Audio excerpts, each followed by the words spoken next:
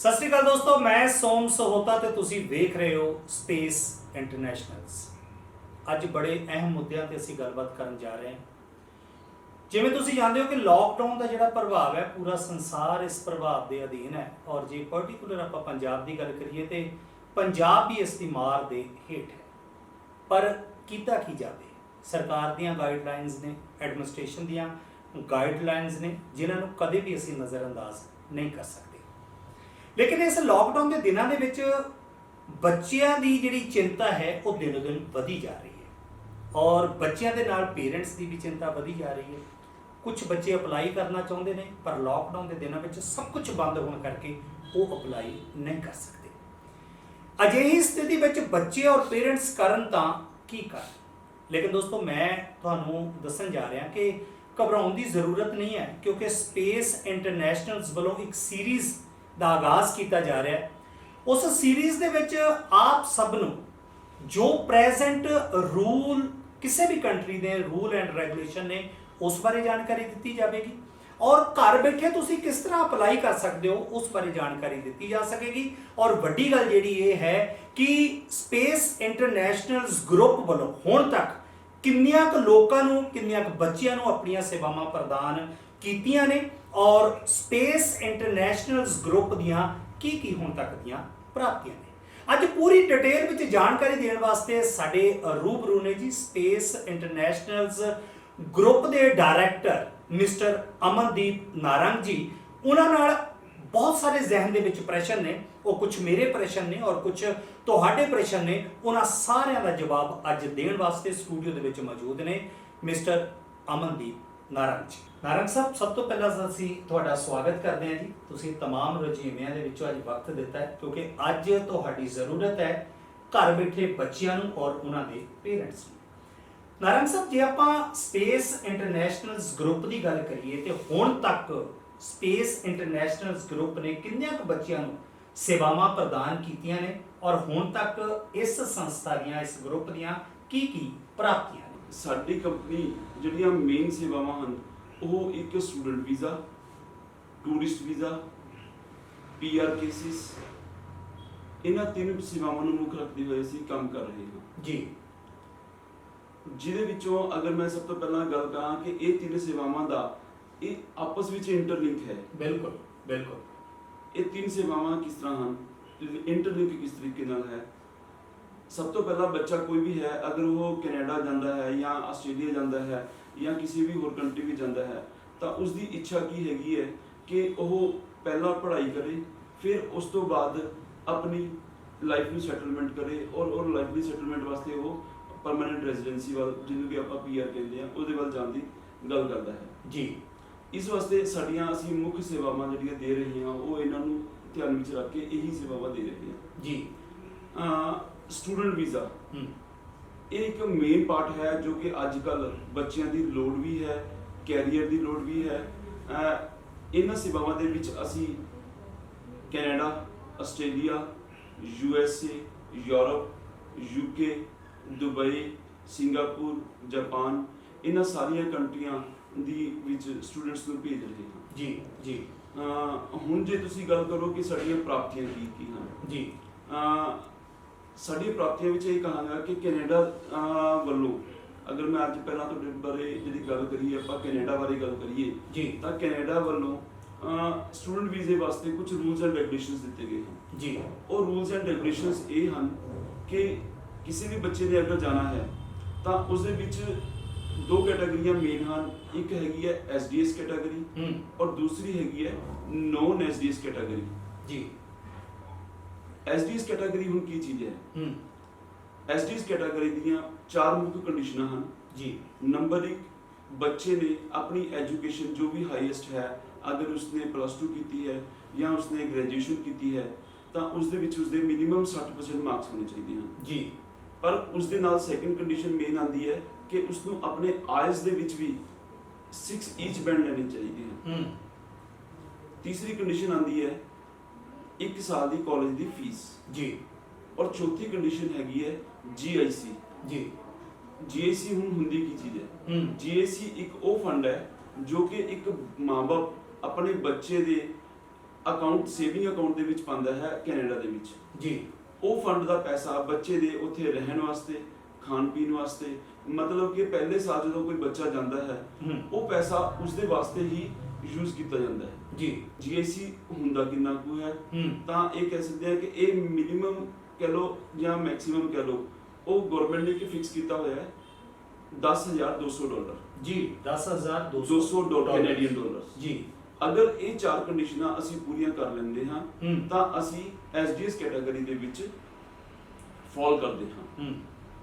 ਹੁਣ ਤੁਹਾਡਾ ਇੱਕ ਇਹਦੇ ਵਿੱਚ ਜਿਹੜਾ ਮੇਜਰ ਕੁਐਸਚਨ ਆਇਆ ਸੀ ਕਿ ਸਾਡੀਆਂ ਪ੍ਰਾਪਤੀਆਂ ਕੀ ਹਨ। ਬਿਲਕੁਲ। ਸਾਡੀਆਂ ਪ੍ਰਾਪਤੀਆਂ ਇਸੇ ਕੰਡੀਸ਼ਨਾਂ ਦੇ ਉੱਪਰ ਹੀ ਨਿਰਭਰ ਕਰਦੀ ਹੈ। ਜਦੋਂ ਵੀ ਕਿਸੇ ਬੱਚੇ ਨੇ SDS ਕੈਟਾਗਰੀ ਦੀਆਂ ਇਹ 4 ਕੰਡੀਸ਼ਨਾਂ ਪੂਰੀਆਂ ਕਰ ਲਈਆਂ ਹਨ ਤਾਂ ਸਾਡੀ ਕੰਪਨੀ ਨੇ ਅੱਜ ਤੱਕ ਜਿੰਨੇ ਵੀ ਬੱਚੇ ਸਾਡੇ ਕੋਲ ਆਏ ਹਨ ਸਟੱਡੀ ਵੀਜ਼ੇ ਵਾਸਤੇ ਜੀ, ਸਾਡਾ 100% ਵੀਜ਼ੇ ਦਾ ਰਿਕਾਰਡ ਹੈ। ਵਾਹ, ਇੱਕ ਵੀ ਰਿਫਿਊਜ਼ਲ ਨਹੀਂ ਆਈ। ਬਹੁਤ ਅੱਛਾ। ਕੋਈ ਵੀ ਬੱਚਾ ਜਿਸਨੇ ਕਿ ਬਾਹਰੋਂ ਵੀ ਰਿਫਿਊਜ਼ਲ ਲੈ ਕੇ ਆਇਆ ਹੈ, ਜਿਹੜੇ ਬੱਚਿਆਂ ਦਾ ਵੀਜ਼ਾ ਅਸੀਂ ਨਹੀਂ ਪਹਿਲਾਂ ਅਪਲਾਈ ਕੀਤਾ ਸੀ ਔਰ ਉਹ ਹੁਣ ਸਾਡੇ ਕੋਲ ਆਏ ਹਨ, ਕਿਸੇ ਦੀ ਇੱਕ ਰਿਫਿਊਜ਼ਲ ਆ ਗਈ ਹੈ, ਕਿਸੇ ਦੀ 2 ਆ ਗਈਆਂ ਨੇ, ਕਿਸੇ ਦੀਆਂ 3 ਆ ਗਈਆਂ ਨੇ, ਉਸ ਦੌਰਾਨ ਵੀ ਸਾਡੇ ਕੋਲ ਜਿਹੜਾ ਬੱਚਾ ਆਇਆ ਹੈ ਉਸ ਦਾ ਵੀ ਅਸੀਂ ਵੀਜ਼ਾ ਸਕਸੈਸਫੁਲ ਲੈ ਕੇ ਦਿੱਤਾ ਹੈ। ਨਾਰਾਇਣ ਸਾਹਿਬ, ਜੇ ਆਪਾਂ ਇਹਨਾਂ ਦਿਨਾਂ ਵਿੱਚ ਲਾਕਡਾਊਨ ਦੀ ਮਾਰ ਪੂਰਾ ਸੰਸਾਰ ਝੇਲ ਰਿਹਾ ਔਰ ਪੰਜਾਬ ਦੀ ਗੱਲ ਕਰੀਏ ਤੇ ਪੰਜਾਬ ਦੇ ਵਿੱਚ ਬੱਚੇ ਬਹੁਤ ਸਾਰੇ ਅਪਲਾਈ ਕਰਨਾ ਚਾਹੁੰਦੇ ਨੇ, ਆਫਿਸ ਬੰਦ ਹੈ। ਆਫਿਸ ਬੰਦ ਹੋਣ ਦੇ ਕਾਰਨ ਬੱਚੇ ਕੀ ਘਰ ਬੈਠੇ ਅਪਲਾਈ ਕਰ ਸਕਦੇ ਨੇ? ਦੇਖੋ, ਤੁਸੀਂ ਇਹ ਬਹੁਤ ਵਧੀਆ ਕੁਐਸਚਨ ਪੁੱਛਿਆ ਕਿ ਅੱਜ ਜਿਹੜਾ ਕੋਵਿਡ ਦਾ ਟਾਈਮ ਆਇਆ ਹੈ, ਜਿਸ ਦੌਰਾਨ ਨਾ ਕੇਵਲ ਸਾਡਾ ਆਪਣਾ ਦੇਸ਼, ਪੂਰਾ ਵਰਲਡ ਇਸ ਦੀ ਮਾਰ ਝੇਲ ਰਿਹਾ ਹੈ ਜੀ, ਜਿਹਦੇ ਕਰਕੇ ਇਕਨੋਮੀ ਉਹਦਾ ਇਫੈਕਟ ਪੈ ਗਿਆ, ਨਾਲ ਦੇ ਨਾਲ ਸਟੂਡੈਂਟਸ ਦੀ ਆਪਣੀ ਪੜ੍ਹਾਈ ਦਾ ਇਫੈਕਟ ਪੈ ਗਿਆ। ਕਿਸੇ ਦਾ 6 ਮਹੀਨੇ ਦਾ ਗੈਪ ਪੈ ਗਿਆ, ਕਿਸੇ ਦਾ ਸਾਲ ਦਾ ਗੈਪ ਪੈ ਗਿਆ। ਪਰ ਹੁਣ ਬੱਚੇ ਆਪਣਾ ਕੈਰੀਅਰ ਵੀ ਨਹੀਂ ਖਰਾਬ ਕਰਨਾ ਚਾਹੁੰਦੇ, ਬੱਚੇ ਅੱਗੇ ਆਪਣੇ ਆਪ ਨੂੰ ਵਧਣਾ ਚਾਹੁੰਦੇ ਨੇ, ਪਰ ਹੁਣ ਰਿਸਟ੍ਰਿਕਸ਼ਨਸ ਆ ਗਈਆਂ। ਗਵਰਨਮੈਂਟ ਕਹਿੰਦੀ ਹੈ ਤੁਸੀਂ ਆਪਣੀ ਅਗਰ ਆਇਲਸ ਦੀ ਤਿਆਰੀ ਕਰਨੀ ਹੈ ਤਾਂ ਤੁਸੀਂ ਕੋਚਿੰਗ ਲੈਣ ਨਹੀਂ ਜਾ ਸਕਦੇ, ਐਗਜ਼ਾਮਸ ਨਹੀਂ ਹੋ ਰਹੇ, ਤਾਂ ਹੁਣ ਕੀ ਕੀਤਾ ਜਾਏ? ਐਗਜ਼ਾਮ ਨਹੀਂ ਹੋ ਰਹੇ, ਕੋਚਿੰਗ ਨਹੀਂ ਹੋ ਰਹੀ, ਔਰ ਇਸ ਦੇ ਨਾਲ ਮੇਨ ਗੱਲ ਇਹ ਹੈ ਕਿ ਹੁਣ ਤੁਸੀਂ ਆਪਣੀ ਕਾਉਂਸਲਿੰਗ ਲੈਣ ਵਾਸਤੇ ਮਤਲਬ ਕੁਝ % ਬੱਚੇ ਨੂੰ ਤੇ ਪਤਾ ਹੁੰਦਾ ਹੈ ਕਿ ਮੈਂ ਇਸ ਕੰਟਰੀ ਵਿੱਚ ਜਾਣਾ ਹੈ ਔਰ ਉਸ ਕੰਟਰੀ ਦੇ ਵਿੱਚ ਕਿਹੜੀ ਸਟੇਟ ਵਿੱਚ ਜਾਣਾ ਹੈ ਜੀ, ਉਸ ਕੰਟਰੀ ਦੇ ਵਿੱਚ ਉਸ ਸਟੇਟ ਦੇ ਵਿੱਚ ਕਿਹੜੇ ਕਾਲਜ ਹਨ ਔਰ ਕਿਹੜੇ ਉਹਦੇ ਪ੍ਰੋਗਰਾਮ ਹਨ ਜੀ, ਉਹਦੀਆਂ ਕੀ ਰਿਕੁਆਇਰਮੈਂਟਾਂ ਹਨ, ਕੀ ਉਹ ਰਿਕੁਆਇਰਮੈਂਟਾਂ ਉਹ ਪੂਰੀਆਂ ਕਰ ਸਕਦਾ ਹੈ ਜਾਂ ਨਹੀਂ। ਹੁਣ ਇਹ ਸਾਰਾ ਕੁਝ ਆਮ ਤੌਰ ਤੇ ਕਿੱਦਾਂ ਪਤਾ ਲੱਗਦਾ ਸੀ ਕਿ ਜਦੋਂ ਆਫਿਸ ਖੁੱਲੇ ਹੁੰਦੇ ਸੀ, ਆਮ ਬੱਚੇ ਕਿਸੇ ਕੰਸਲਟੈਂਟ ਕੋਲ ਜਾਂਦੇ ਸੀ ਔਰ ਉਸਦੀ ਸਲਾਹ ਲੈਂਦੇ ਸੀ ਔਰ ਉਹ ਉਸ ਤੋਂ ਉਹਨੂੰ ਪਤਾ ਲੱਗ ਜਾਂਦਾ ਸੀ। ਬਿਲਕੁਲ। ਪਰ ਅੱਜ ਉਹ ਪੋਜੀਸ਼ਨ ਆ ਗਈ ਹੈ ਕਿ ਇਹ ਸਾਰਾ ਕੁਝ ਬੰਦ ਹੋ ਗਿਆ। ਬਿਲਕੁਲ। ਇਸੇ ਨੂੰ ਧਿਆਨ ਵਿੱਚ ਰੱਖਦੇ ਹੋਏ ਅਸੀਂ ਇੱਕ ਐਸਾ ਪਲੇਟਫਾਰਮ ਤਿਆਰ ਕੀਤਾ ਹੈ ਕਿ ਬੱਚੇ ਨੂੰ ਕਿਸੇ ਵੀ ਤਰ੍ਹਾਂ ਦੀ ਸਾਨੂੰ ਸਹਾਇਤਾ ਲੈਣੀ ਹੈ ਤਾਂ ਉਸ ਨੂੰ ਕਨਫਿਊਜ਼ਨ ਨਾ ਹੋਵੇ ਕਿ ਉਹ ਕਿਹੜੇ ਪ੍ਰੋਗਰਾਮ ਵਿੱਚ ਜਾਵੇ, ਉਹਦੀਆਂ ਕੀ ਰਿਕੁਆਇਰਮੈਂਟਾਂ ਨੇ, ਕਾਲਜ ਦੀ ਫੀਸ ਕਿੰਨੀ ਹੈ, ਉਹਦੇ ਐਪਲੀਕੇਸ਼ਨ ਫੀਸ ਕਿੰਨੀ ਹੈ, ਜਾਂ ਕਿਹੜੇ ਤਰੀਕੇ ਦੇ ਨਾਲ ਉਹ ਐਲੀਜੀਬਿਲਟੀ ਪੂਰੀਆਂ ਕਰਦਾ ਹੈ। ਬਿਲਕੁਲ, ਮਤਲਬ ਘਰ ਬੈਠੇ ਉਹਦੇ ਵਾਸਤੇ ਅਸੀਂ ਇੱਕ ਪਲੇਟਫਾਰਮ ਤਿਆਰ ਕੀਤਾ ਹੈ। ਉਸ ਦੇ ਵਿੱਚ ਸਾਡੀ ਕੰਪਨੀ ਦਾ ਜਿਸ ਤਰ੍ਹਾਂ ਕਿ ਨਾਮ ਹੈ ਸਪੇਸ ਇੰਟਰਨੈਸ਼ਨਲਸ ਜੀ, ਤਾਂ ਸਾਡੀ ਵੈਬਸਾਈਟ ਦਾ ਨਾਮ ਹੈ spaceinternationals.com ਜੀ, spaceinternationals.com ਜੀ। ਜਦੋਂ ਤੁਸੀਂ ਇਹ ਵੈਬਸਾਈਟ ਨੂੰ ਓਪਨ ਕਰੋਗੇ ਤਾਂ ਇਸ ਦੇ ਹੋਮ ਪੇਜ ਦੇ ਉੱਪਰ ਸਭ ਤੋਂ ਪਹਿਲਾਂ search your program, search your country ਦਾ ਇੱਕ ਆਪਸ਼ਨ ਆਉਂਦੀ ਹੈ ਜੀ। ਜਿੱਦਾਂ ਹੀ ਤੁਸੀਂ ਉਸ ਨੂੰ ਕਲਿੱਕ ਕਰੋਗੇ ਤਾਂ ਤੁਹਾਨੂੰ ਇੱਕ ਨੈਕਸਟ ਪੇਜ ਦੇ ਵਿੱਚ ਇੱਕ ਆਪਸ਼ਨਸ ਦੀ ਲਿਸਟ ਮਿਲੇਗੀ ਜੀ, ਜਿਸ ਦੇ ਵਿੱਚ ਤੁਸੀਂ ਚੁਆਇਸ ਕਰ ਸਕਦੇ ਹੋ ਕਿ ਪਹਿਲਾ ਕੁਐਸਚਨ ਦੇਖੋ, ਸਭ ਤੋਂ ਪਹਿਲਾਂ ਹੀ ਆਉਂਦਾ ਹੈ ਕਿ ਆਪਾਂ ਜਾਣਾ ਕਿੱਥੇ ਹੈ ਜੀ। ਬੱਚੇ ਨੇ ਕੋਈ ਕਹਿੰਦਾ ਮੈਂ ਕੈਨੇਡਾ ਜਾਣਾ ਹੈ, ਕੋਈ ਕਹਿੰਦਾ ਮੈਂ ਆਸਟ੍ਰੇਲੀਆ ਜਾਣਾ ਹੈ, ਕੋਈ ਕਹਿੰਦਾ ਮੈਂ ਦੁਬਈ ਜਾਣਾ ਹੈ, ਕੋਈ ਕਹਿੰਦਾ ਮੈਂ UK ਜਾਣਾ ਹੈ। ਹੁਣ ਇਹ ਕੰਟਰੀਆਂ ਦੇ ਵਾਸਤੇ ਸਭ ਤੋਂ ਪਹਿਲਾਂ ਉਹ ਆਪਣੀ ਕੰਟਰੀ ਚੂਜ਼ ਕਰੇਗਾ। ਬਿਲਕੁਲ। ਸੈਕਿੰਡ ਨੰਬਰ ਦੇ ਉੱਪਰ ਹੁਣ ਉਹ ਕੰਟਰੀ ਤੋਂ ਬਾਅਦ ਉਹਦੀ ਪਹਿਲੀ ਪ੍ਰੈਫਰੈਂਸ ਕੀ ਹੈਗੀ ਹੈ ਕਿ ਉਸਦੇ ਬੱਚੇ ਦੇ ਮਾਰਕਸ ਕਿੰਨੇ ਹਨ। ਬਿਲਕੁਲ। ਹੁਣ ਉਸਨੇ ਆਇਲਸ ਦੇ ਵਿੱਚ ਕੀ ਅਚੀਵਮੈਂਟ ਲਈ ਹੈ, ਤਾਂ ਕਿਸੇ ਦੇ 5 ਬੈਂਡ ਨੇ, ਕਿਸੇ ਦੇ 5.5 ਬੈਂਡ ਨੇ, ਕਿਸੇ ਦੇ 6 ਬੈਂਡ ਨੇ ਔਰ ਕਿਸੇ ਨੇ ਆਇਲਸ ਕੀਤੀ ਹੀ ਨਹੀਂ ਹੈ ਜੀ। ਤਾਂ ਉਹ ਜਿਸ ਤਰ੍ਹਾਂ ਉਹਦੀ ਕੰਡੀਸ਼ਨ ਹੈ ਉਹ ਉਸ ਨੂੰ ਸਿਲੈਕਟ ਕਰੇਗਾ।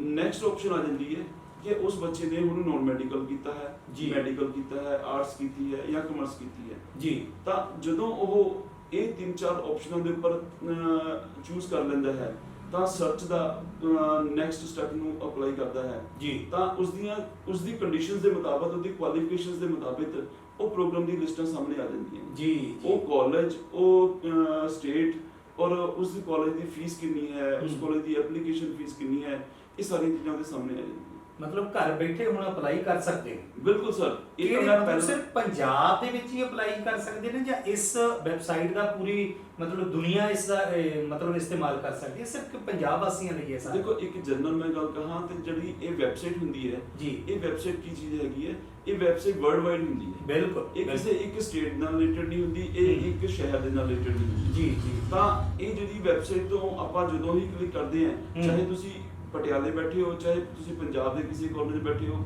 ਜਾਂ ਕਹਿ ਲਓ ਉੱਤਰ ਪ੍ਰਦੇਸ਼ ਬੈਠੇ ਹੋ, ਜਾਂ ਕੰਨਿਆ ਕੁਮਾਰੀ ਬੈਠੇ ਹੋ, ਕਿਤੇ ਵੀ ਬੈਠੇ ਹੋ ਤੁਸੀਂ ਇਸ ਵੈਬਸਾਈਟ ਦਾ ਫਾਇਦਾ ਲੈ ਸਕਦੇ ਹੋ। ਵਰਲਡ ਦੀ ਜਿਸ ਮਰਜ਼ੀ ਕੰਟਰੀ 'ਚ ਬੈਠੇ ਹੋ ਜੀ, ਤੁਸੀਂ ਉਸ ਤੇ ਇਹ ਚੀਜ਼ਾਂ ਨੂੰ ਆਪਣੀ ਕੁਆਲੀਫਿਕੇਸ਼ਨ, ਆਪਣੀ ਐਲੀਜੀਬਿਲਟੀ ਚੈੱਕ ਕਰਕੇ ਤੁਸੀਂ ਜਿਸ ਤਰ੍ਹਾਂ ਹੀ ਤੁਹਾਨੂੰ ਇਹ ਚੀਜ਼ਾਂ ਮਿਲ ਗਈਆਂ, ਤੁਹਾਨੂੰ ਸੂਟੇਬਲ ਪ੍ਰੋਗਰਾਮ ਮਿਲ ਗਿਆ ਤੇ ਨਾਲ ਹੀ ਉੱਥੇ ਇੱਕ ਅਪਲਾਈ ਦਾ ਬਟਨ ਹੈ, ਉਹ ਅਪਲਾਈ ਕਰੋ ਔਰ ਆਪਣੀ ਡਾਕੂਮੈਂਟੇਸ਼ਨ ਸਬਮਿਟ ਕਰੋ।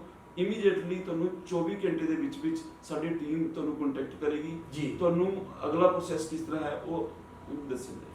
और दोस्तों बहुत क्वेश्चन अहम है और बहुत सारे फोन्स भी आते हैं स्पेस इंटरनेशनल्स ਦੇ ਵਿੱਚ ਕਿ ਅਸੀਂ ਅਪਲਾਈ ਕਰਨਾ ਚਾਹੁੰਦੇ ਹਾਂ ਪਰ ਕਿਵੇਂ ਕਰੀਏ, ਔਰ ਸਭ ਤੋਂ ਵੱਡੀ ਸਮੱਸਿਆ ਕਿ ਚਾਰੇ ਪਾਸੇ ਸਭ ਕੁਝ ਬੰਦ ਦਾ ਪ੍ਰਭਾਵ ਹੈ। ਸੋ ਸਪੇਸ ਇੰਟਰਨੈਸ਼ਨਲਸ ਵੱਲੋਂ ਇਹ ਬਹੁਤ ਵੱਡਾ ਉਪਰਾਲਾ ਕੀਤਾ ਗਿਆ ਹੈ ਜੋ ਬੱਚਿਆਂ ਦੇ ਹਿੱਤ ਵਿੱਚ ਹੈ। ਨਾਰਾਇਣ ਸਾਹਿਬ, ਅਗਲਾ ਮੇਰਾ ਬੜਾ ਅਹਿਮ ਕੁਐਸਚਨ ਹੈ ਕਿ ਬਹੁਤ ਸਾਰੇ ਬੱਚਿਆਂ ਦੇ ਕੇਸ ਜਿਹੜੇ ਉਹ ਰਿਫਿਊਜ਼ ਹੋ ਜਾਂਦੇ ਨੇ, ਪਤਾ ਨਹੀਂ ਕਿਹਨਾਂ ਕਾਰਨਾਂ ਕਰਕੇ। ਜਦੋਂ ਰਿਫਿਊਜ਼ ਹੁੰਦੇ ਕੇਸ, ਇਹ ਮੈਂ ਬੜੀ ਸਿੰਪਲ ਭਾਸ਼ਾ ਜੀ ਬੱਚਿਆਂ ਦੇ ਕੇਸ ਜ਼ਿਆਦਾ ਕਰਕੇ ਸੁਣਦੇ ਆ, ਜਦੋਂ ਉਹਨਾਂ ਦੇ ਕੇਸ ਰਿਫਿਊਜ਼ ਹੁੰਦੇ ਨੇ ਤਾਂ ਫਰਸਟ੍ਰੇਸ਼ਨ ਵੀ ਵੱਧਦੀ ਹੈ, ਬਿਲਕੁਲ, ਔਰ ਉਸ ਦੇ ਵਿੱਚ ਸਟੱਡੀ ਤੇ ਵੀ ਪ੍ਰਭਾਵ ਪੈਂਦਾ, ਏਜ ਤੇ ਵੀ ਫਰਕ ਪੈਂਦਾ ਹੈ। ਉਸ ਸੰਦਰਭ ਦੇ ਵਿੱਚ, ਉਸ ਸਥਿਤੀ ਦੇ ਵਿੱਚ ਕੀ ਸਪੇਸ ਇੰਟਰਨੈਸ਼ਨਲਸ ਵੱਲੋਂ ਉਹਨਾਂ ਦੀ ਕੋਈ ਮਦਦ ਕੀਤੀ ਜਾ ਸਕਦੀ ਹੈ? ਦੇਖੋ, ਜਿਸ ਤਰ੍ਹਾਂ ਤੁਸੀਂ ਇਹ ਕੁਐਸਚਨ ਬੜਾ ਮੇਜਰ ਉਹ ਪੁੱਛਿਆ ਕਿ ਬੱਚਿਆਂ ਦੀਆਂ ਰਿਫਿਊਜ਼ਲਸ, ਜੀ ਇਹ ਇੱਕ ਮੇਜਰ ਪਾਰਟ ਹੈ। ਇਹ ਕਦੋਂ ਆਉਂਦਾ ਹੈ? ਜਿਵੇਂ ਮੈਂ ਹੁਣ ਤੁਹਾਨੂੰ ਤੁਹਾਡਾ ਕੁਐਸਚਨ ਸੀਗਾ ਕਿ ਆਨਲਾਈਨ ਆਪਾਂ ਕੀ ਅਪਲਾਈ ਕਰ ਸਕਦੇ ਹਾਂ, ਉਹਦੇ ਵਿੱਚ ਮੈਂ ਤੁਹਾਨੂੰ ਇੱਕ ਗੱਲ ਦੱਸੀ ਕਿ ਤੁਹਾਡੀ ਕੁਆਲੀਫਿਕੇਸ਼ਨ ਕੀ ਹੈ, ਤੁਹਾਡੀ ਆਈਐਲਟਸ ਕੁਆਲੀਫਿਕੇਸ਼ਨ ਕੀ ਹੈ, ਤੁਹਾਡੇ ਮਾਰਕਸ ਕਿੰਨੇ ਹਨ। ਉਹ ਐਲੀਜੀਬਿਲਟੀ ਜਦੋਂ ਤੁਹਾਡੇ ਸਾਹਮਣੇ ਆ ਜਾਂਦੀ ਹੈ, as per your qualification, as per your marks, ਅਗਰ ਤੁਸੀਂ ਰੈਲੇਵੈਂਟ ਪ੍ਰੋਗਰਾਮ ਚੂਜ਼ ਕਰਦੇ ਹੋ ਤਾਂ ਤੁਹਾਡਾ ਵੀਜ਼ਾ ਹੈ ਉਹ 100% ਆਉਂਦਾ ਹੈ। ਬਿਲਕੁਲ। 100% ਦਾ ਮਤਲਬ ਮੈਂ ਇਹ ਨਹੀਂ ਕਹਿ ਰਿਹਾ ਕਿ ਮੈਂ ਕੋਈ ਗਾਰੰਟੀ ਦੇ ਰਿਹਾ ਹਾਂ। ਜੀ ਜੀ। 100% ਦਾ ਮਤਲਬ ਹੈ ਇੱਕ ਐਮਬੈਸੀ ਹੈ, ਕੋਈ ਵੀ ਕਿਸੇ ਵੀ ਕੰਟਰੀ ਦਾ ਅਪਲਾਈ ਕਰਦੇ ਹੋ ਤਾਂ ਉਹ ਐਮਬੈਸੀ ਇਹ ਕਹਿੰਦੀ ਹੈ ਤੁਸੀਂ ਜੋ ਸਾਡੀਆਂ ਪ੍ਰੋਗਰਾਮ ਦੀਆਂ ਰਿਕੁਆਇਰਮੈਂਟਸ ਨੇ, ਜੋ ਸਾਡੇ ਇਮੀਗ੍ਰੇਸ਼ਨ ਦੇ ਰੂਲਸ ਨੇ, ਅਗਰ ਤੁਸੀਂ ਪੂਰਾ ਕਰਦੇ ਹੋ ਅਸੀਂ ਤੁਹਾਨੂੰ ਵੈਲਕਮ ਕਰਾਂਗੇ। ਬਿਲਕੁਲ ਬਿਲਕੁਲ ਬਿਲਕੁਲ। ਪਰ ਜੇਕਰ ਅਸੀਂ ਉਹ ਕੰਡੀਸ਼ਨਾਂ ਪੂਰੀਆਂ ਨਹੀਂ ਕਰਦੇ ਤਾਂ ਜਾਂ ਫਿਰ ਕਿਸੇ ਕਾਰਨ ਕਰਕੇ ਅਣਜਾਣੇਪਣੇ 'ਚ ਜਾਂ ਕਿਸੇ ਵੀ ਰੀਜ਼ਨ ਨੂੰ ਲੈ ਲਿਓ ਤਾਂ ਉਸ ਰੀਜ਼ਨ ਦੇ ਵਿੱਚ ਅਸੀਂ ਗਲਤ ਪ੍ਰੋਗਰਾਮ ਚੂਜ਼ ਕਰ ਲਿਆ, ਸਾਡੇ ਕੋਲ ਨੰਬਰ ਘੱਟ ਸੀਗੇ ਬਟ ਅਸੀਂ ਪ੍ਰੋਗਰਾਮ ਹਾਇਰ ਕੈਟਾਗਰੀ ਦਾ ਚੂਜ਼ ਕਰ ਲਿਆ, ਉਹਨਾਂ ਕੰਡੀਸ਼ਨਾਂ ਵਿੱਚ ਸਾਡੀਆਂ ਰਿਫਿਊਜ਼ਲਸ ਆ ਜਾਂਦੀਆਂ। ਬਿਲਕੁਲ। ਤਾਂ ਸਾਡਾ ਪਹਿਲਾ ਜਿਹੜਾ ਮੋਟਿਵ ਹੈਗਾ ਉਹ ਇਹ ਹੈਗਾ ਕਿ ਅਸੀਂ ਇੱਕ ਬੱਚੇ ਦੀ ਪਹਿਲਾਂ ਗਰਾਊਂਡ ਲੈਵਲ ਤੇ ਉਸਦੀ ਵੈਰੀਫਿਕੇਸ਼ਨ ਕਰਦੇ ਹਾਂ ਕਿ ਉਸ ਬੱਚੇ ਦੇ ਨੰਬਰ ਕਿੰਨੇ ਹਨ, ਉਹ ਕੀ ਉਹ ਜਿਸ ਕਾਲਜ ਵਿੱਚ ਜਾਣਾ ਚਾਹੁੰਦਾ ਹੈ ਕੀ ਉਹ ਜਾ ਸਕਦਾ ਹੈ। ਹੁਣ ਇੱਥੇ ਇੱਕ ਮੇਜਰ ਪੁਆਇੰਟ ਇਹ ਆਉਂਦਾ ਹੈ ਕਿ ਨਾਰਮਲੀ ਜਦੋਂ ਬੱਚੇ ਦਾ ਕੁਐਸਚਨ ਆਉਂਦਾ ਜਾਂ ਕਾਲ ਆਉਂਦੀ ਹੈ ਜਾਂ ਜਦੋਂ ਆਫਿਸ ਓਪਨ ਸੀਗੇ ਤਾਂ ਉਦੋਂ ਇਹ ਬੱਚੇ ਆ ਕੇ ਕਹਿੰਦੇ ਸੀ ਮੇਰੇ ਉੱਥੇ ਬ੍ਰਦਰ ਬੈਠਾ ਹੈ, ਮੇਰੇ ਚਾਚਾ ਜੀ ਦਾ ਲੜਕਾ ਬੈਠਾ ਹੈ, ਮੇਰੇ ਰਿਸ਼ਤੇਦਾਰ ਉੱਥੇ ਬੈਠੇ ਨੇ ਤੇ ਉਹ ਮੈਨੂੰ ਸੰਭਾਲਣਗੇ। ਪਰ ਦਿੱਕਤ ਇਹ ਆਉਂਦੀ ਹੈ ਉਹ ਕਾਲਜ ਜਿੱਥੇ ਉਹ ਬੈਠਾ ਹੈ ਉਸ ਏਰੀਆ ਦਾ ਉਹ ਕਾਲਜ ਤਾਂ ਉਹ ਚੂਜ਼ ਕਰ ਸਕਦੇ ਨੇ ਪਰ ਉਹਦੀ ਐਲੀਜੀਬਿਲਟੀ 'ਚ ਤਾਂ ਆਉਂਦਾ ਨਹੀਂ, ਬੱਚਾ ਜਾਣਾ ਚਾਹੁੰਦਾ। ਹੁਣ ਜਦੋਂ ਕੰਸਲਟੈਂਟ ਕਿਸੇ ਕੋਲ ਜਾਂਦਾ ਹੈ ਬੱਚਾ ਜਿੱਦ ਕਰ ਫੜ ਕੇ ਬਹਿ ਜਾਂਦਾ ਵੀ ਮੈਂ ਤਾਂ ਭਾਈ ਇੱਥੇ ਜਾਣਾ। ਜੀ। ਹੁਣ ਅਸੀਂ ਜਾਣਾ ਤਾਂ ਹੈ ਉੱਥੇ ਪਰ ਜਾ ਸਕਦੇ ਨਹੀਂ। ਬਿਲਕੁਲ। ਕਿਉਂ ਨਹੀਂ ਜਾ ਸਕਦੇ? ਕਿਉਂਕਿ ਸਾਡੀ ਐਲੀਜੀਬਿਲਟੀ ਨਹੀਂ ਹੈ। ਜ਼ਬਰਦਸਤੀ ਕਰੋਗੇ ਤਾਂ ਫਿਰ ਰਿਫਿਊਜ਼ਲ ਆਏਗੀ। ਬਿਲਕੁਲ। ਜਿੰਨੇ ਅੱਜ ਤੱਕ ਸਾਡੇ ਕੋਲ ਬੱਚੇ ਆਏ ਨੇ, ਅੱਜ ਤੱਕ ਮੈਂ ਜਿਵੇਂ ਪਹਿਲਾਂ ਦੱਸਿਆ ਕਿ ਸਾਡਾ ਕੋਈ ਵੀਜ਼ਾ ਅੱਜ ਤੱਕ ਰਿਫਿਊਜ਼ਲ ਨਹੀਂ ਹੈ। ਬਹੁਤ ਅੱਛਾ। ਐਸਡੀਐਸ ਕੈਟਾਗਰੀ ਵਿੱਚ ਕਿਸੇ ਵੀ ਵੀਜ਼ੇ ਦੇ ਵਿੱਚ ਸਾਡੀ ਕੋਈ ਵੀ ਰਿਫਿਊਜ਼ਲ ਨਹੀਂ ਹੈ। ਮੈਂ ਇਹ ਕਹਿ ਲਓ 100% ਅਸੈਪਟੈਂਸ ਰੇਟ ਹੈ। ਕੀ ਬਾਤ ਹੈ, ਕੀ ਇਹ ਹੈ ਉਹ ਬੱਚੇ ਜਿਨ੍ਹਾਂ ਨੂੰ ਅਸੀਂ ਗਰਾਊਂਡ ਲੈਵਲ ਤੇ ਜਾ ਕੇ ਅਸੀਂ ਉਹਨਾਂ ਨੂੰ ਗਾਈਡ ਕਰਦੇ ਹਾਂ ਕਿ ਤੁਸੀਂ ਇਸ ਦੇ ਉੱਪਰ ਫੋਕਸ ਨਾ ਕਰੋ ਕਿ ਤੁਹਾਡਾ ਬ੍ਰਦਰ, ਤੁਹਾਡਾ ਕੋਈ ਰਿਸ਼ਤੇਦਾਰ ਕਿੱਥੇ ਬੈਠਾ ਹੈ, ਤੁਸੀਂ ਫੋਕਸ ਕਰੋ ਕਿ ਤੁਹਾਡੀ ਐਜੂਕੇਸ਼ਨ ਦੀ ਬੈਕਗ੍ਰਾਉਂਡ ਕੀ ਹੈ, ਤੁਹਾਡਾ ਐਜੂਕੇਸ਼ਨ ਦਾ ਲੈਵਲ ਕੀ ਹੈ, ਉਹ ਰੈਲੇਵੈਂਟ ਪ੍ਰੋਗਰਾਮ ਔਰ ਰੈਲੇਵੈਂਟ ਕਾਲਜ ਵਿੱਚ ਜਾਓ, ਤੁਹਾਡਾ ਵੀਜ਼ਾ ਅੰਬੈਸੀ ਦੇਗੀ। ਅੰਬੈਸੀ ਕਿਉਂ ਅੰਬੈਸੀ ਮਜਬੂਰ ਹੋ ਜਾਏਗੀ ਦੇਣ ਨੂੰ? ਕਾਰਨ ਕੀ ਹੈ? ਅੰਬੈਸੀ ਨੇ ਕੁਝ ਰੂਲਸ ਐਂਡ ਰੈਗੂਲੇਸ਼ਨਸ ਬਣਾਏ ਹੈ, ਉਹ ਪੂਰੀਆਂ ਕਰਤੀਆਂ, ਕੰਡੀਸ਼ਨਾਂ ਪੂਰੀਆਂ ਹੋ ਗਈਆਂ ਤਾਂ ਅੰਬੈਸੀ ਨੂੰ ਤਾਂ ਵੈਲਕਮ ਕਰ ਰਹੀ ਹੈ। ਅੰਬੈਸੀ ਕੈਨੇਡਾ ਦੀ ਗੱਲ ਕਹੋ ਤਾਂ ਮੇਜਰ ਇਕਨੋਮੀ ਕੈਨੇਡਾ ਦੀ ਸਟੂਡੈਂਟਸ ਦੇ ਉੱਪਰ ਚੱਲ ਰਹੀ ਹੈ। ਜਦੋਂ ਕੈਨੇਡਾ ਦੀ ਇਕਨੋਮੀ ਮੇਜਰ ਚੱਲ ਰਹੀ ਹੈ ਤਾਂ ਉਹ ਰਿਫਿਊਜ਼ ਕਿਉਂ ਕਰਨਗੇ? ਬਿਲਕੁਲ ਨਹੀਂ ਕਰਨਗੇ। ਠੀਕ ਹੈ, ਹੁਣ ਆ ਗਈ ਗੱਲ ਕਿ ਜਿਹੜੇ ਬੱਚਿਆਂ ਦੇ ਆਲਰੇਡੀ ਰਿਫਿਊਜ਼ ਆ ਚੁੱਕੇ ਨੇ, ਕਿਸੇ ਵੀ ਵੇ ਦੇ ਵਿੱਚ ਉਹਨੇ ਅਪਲਾਈ ਕੀਤਾ, ਕਿਸੇ ਦੇ ਇੱਕ ਰਿਫਿਊਜ਼ਲ ਹੈ, ਕਿਸੇ ਦੀ 2 ਹੈ, ਕਿਸੇ ਦੀ 3 ਹੈ, ਤਾਂ ਫਿਰ ਉਸ ਕੰਡੀਸ਼ਨ ਵਿੱਚ ਕੀ ਹੈਗਾ, ਸਾਡੇ ਕੋਲ ਜਿਹੜਾ ਬੱਚਾ ਆਉਂਦਾ ਹੈ, ਅਸੀਂ ਉਹਨਾਂ ਬੱਚਿਆਂ ਨੂੰ ਮੇਜਰ ਲੈਵਲ ਦੀਆਂ ਜੋ ਉਹਦੀਆਂ ਪੁਰਾਣੀਆਂ ਗਲਤੀਆਂ ਕੀਤੀਆਂ ਹੋਈਆਂ ਹਨ ਉਸ ਦੇ ਕੇਸ ਨੂੰ ਐਨਾਲਾਈਜ਼ ਕਰਦੇ ਹਾਂ, ਰੈਲੇਵੈਂਟ ਪ੍ਰੋਗਰਾਮ ਚੂਜ਼ ਕਰਕੇ ਦਿੰਦੇ ਹਾਂ, ਰੈਲੇਵੈਂਟ ਯੂਨੀਵਰਸਿਟੀ ਜਾਂ ਕਾਲਜ ਦਿੰਦੇ ਹਾਂ, ਤਾਂ ਉਸ ਦਾ ਰਿਜ਼ਲਟ ਕੀ ਨਿਕਲਦਾ ਹੈ ਕਿ ਉਹ ਬੱਚੇ ਦਾ ਆਫਟਰ ਰਿਫਿਊਜ਼ਲ ਵੀ ਵੀਜ਼ੇ ਆ ਚੁੱਕੇ ਨੇ ਸਾਡੇ। ਬਿਲਕੁਲ ਬਿਲਕੁਲ ਨਾਰਾਇਣ ਸਾਹਿਬ, ਬਹੁਤ ਵੱਡੀ ਪ੍ਰਾਪਤੀ ਹੈ। ਇਸ ਲਈ ਇਹੀ ਕਹੂੰਗਾ ਕਿ ਜਿਤਨੇ ਵੀ ਮੈਂ ਰੀ ਅਪਲਾਈ ਕੀਤੇ ਨੇ, ਜਿਨ੍ਹਾਂ ਦੇ ਵੀ ਰਿਫਿਊਜ਼ਲਸ ਤੋਂ ਬਾਅਦ, ਔਰ ਉਹਨਾਂ ਦੀ ਵੀ ਸਕਸੈਸ ਰੇਟ ਮੇਰੀ ਹੁਣ ਤੱਕ 100% ਹੈ। ਔਰ ਇੱਕ ਕੁਐਸਚਨ ਮੇਰੇ ਜ਼ਿਹਨ ਦੇ ਵਿੱਚ ਹੈ ਕਿ ਬਹੁਤ ਸਾਰੇ ਬੱਚੇ ਨੇ, ਸ਼ਾਇਦ ਦੋਸਤੋ ਮੈਂ ਇਹ ਜਿਹੜਾ ਕੁਐਸਚਨ ਹੈ ਸਾਰੇ ਬੱਚਿਆਂ ਵਾਸਤੇ ਹੈ, ਕਿਉਂਕਿ ਬਹੁਤ ਸਾਰੇ ਬੱਚੇ ਸਟੱਡੀ ਕਰਨਾ ਚਾਹੁੰਦੇ ਨੇ ਫੋਰਨ ਦੀ ਧਰਤੀ ਤੇ ਜਾ ਕੇ, ਪੰਜਾਬ ਦੇ ਵਿੱਚ ਰਹਿ ਕੇ, ਮਤਲਬ ਫੋਰਨ ਦੀ ਸਟੱਡੀ ਕਰਨਾ ਚਾਹੁੰਦੇ ਨੇ ਪੰਜਾਬ ਦੀ ਧਰਤੀ ਤੇ ਆਪਣੇ ਪਰਿਵਾਰ ਦੇ ਵਿੱਚ ਬੈਠ ਕੇ ਉਹ ਸਟੱਡੀ ਕਰਨਾ ਚਾਹੁੰਦੇ ਨੇ। ਨਾਰਾਇਣ ਸਾਹਿਬ, ਮੇਰਾ ਇਹ ਬੜਾ ਸਿੰਪਲ ਕੁਐਸਚਨ ਹੈ ਕਿ ਪੰਜਾਬ ਦੀ ਧਰਤੀ ਆਪਣੇ ਪਰਿਵਾਰ ਵਿੱਚ ਬੈਠ ਕੇ ਬੱਚਾ ਫੋਰਨ ਦੀ ਐਜੂਕੇਸ਼ਨ ਪ੍ਰਾਪਤ ਕਰ ਸਕਦਾ 9th ਕਲਾਸ ਤੋਂ ਲੈ ਕੇ 12th ਕਲਾਸ ਤੱਕ? ਕੀ ਉਸ ਐਜੂਕੇਸ਼ਨ ਦਾ ਭਵਿੱਖ ਦੇ ਵਿੱਚ ਉਸ ਦੇ ਵੀਜ਼ੇ ਦੇ ਵਿੱਚ ਕਹਿ ਸਕਦੇ ਹਾਂ, ਜਾਂ ਉੱਥੇ ਉਸ ਨੂੰ ਕੋਈ ਬੈਨੀਫਿਟ ਮਿਲੇਗਾ, ਜਾਂ ਉਹ ਸਟੱਡੀ ਜਸਟ ਇੱਕ ਨੌਲੇਜ ਵਾਸਤੇ? ਸੋਤਾ ਜੀ, ਤੁਸੀਂ ਜਿਹੜਾ ਇਹ ਕੁਐਸਚਨ ਪੁੱਛਿਆ ਇਹ ਬਹੁਤ ਹੀ ਰੈਲੇਵੈਂਟ ਕੁਐਸਚਨ ਹੈਗਾ। ਦੇਖੋ, ਹੁਣ ਤੱਕ ਅਗਰ ਆਪਾਂ ਸਟੱਡੀ ਦੀ, ਹਾਇਰ ਸਟੱਡੀ ਦੀ ਗੱਲ ਕਰੀਏ ਤਾਂ ਹਰ ਇੱਕ ਬੱਚੇ ਦੇ ਜਾਂ ਹਰ ਇੱਕ ਪੇਰੈਂਟਸ ਦੇ ਦਿਮਾਗ ਵਿੱਚ ਇਹ ਆਉਂਦਾ ਹੈ ਕੁਐਸਚਨ ਕਿ ਜਦੋਂ ਵੀ ਬੱਚੇ ਨੇ ਸਟੱਡੀ ਕਰਨੀ ਹੈ, ਹਾਇਰ ਸਟੱਡੀ ਕਰਨੀ ਹੈ, ਜਾਂ ਫਿਰ ਫੋਰਨ ਦੀ ਐਡਵਾਂਸ ਲੈਵਲ ਦੀ ਜਿਹੜੀ ਟੈਕਨੋਲੋਜੀ ਦੇ ਮੁਤਾਬਿਕ ਸਟੱਡੀ ਕਰਨੀ ਹੈ, ਉਹ +2 ਤੋਂ ਬਾਅਦ ਸ਼ੁਰੂ ਹੁੰਦੀ ਹੈ। ਪਰ ਇਹ ਉਹਨਾਂ ਦੀ ਬੜੀ ਵੱਡੀ ਗਲਤਫਹਿਮੀ ਹੈ ਜੀ।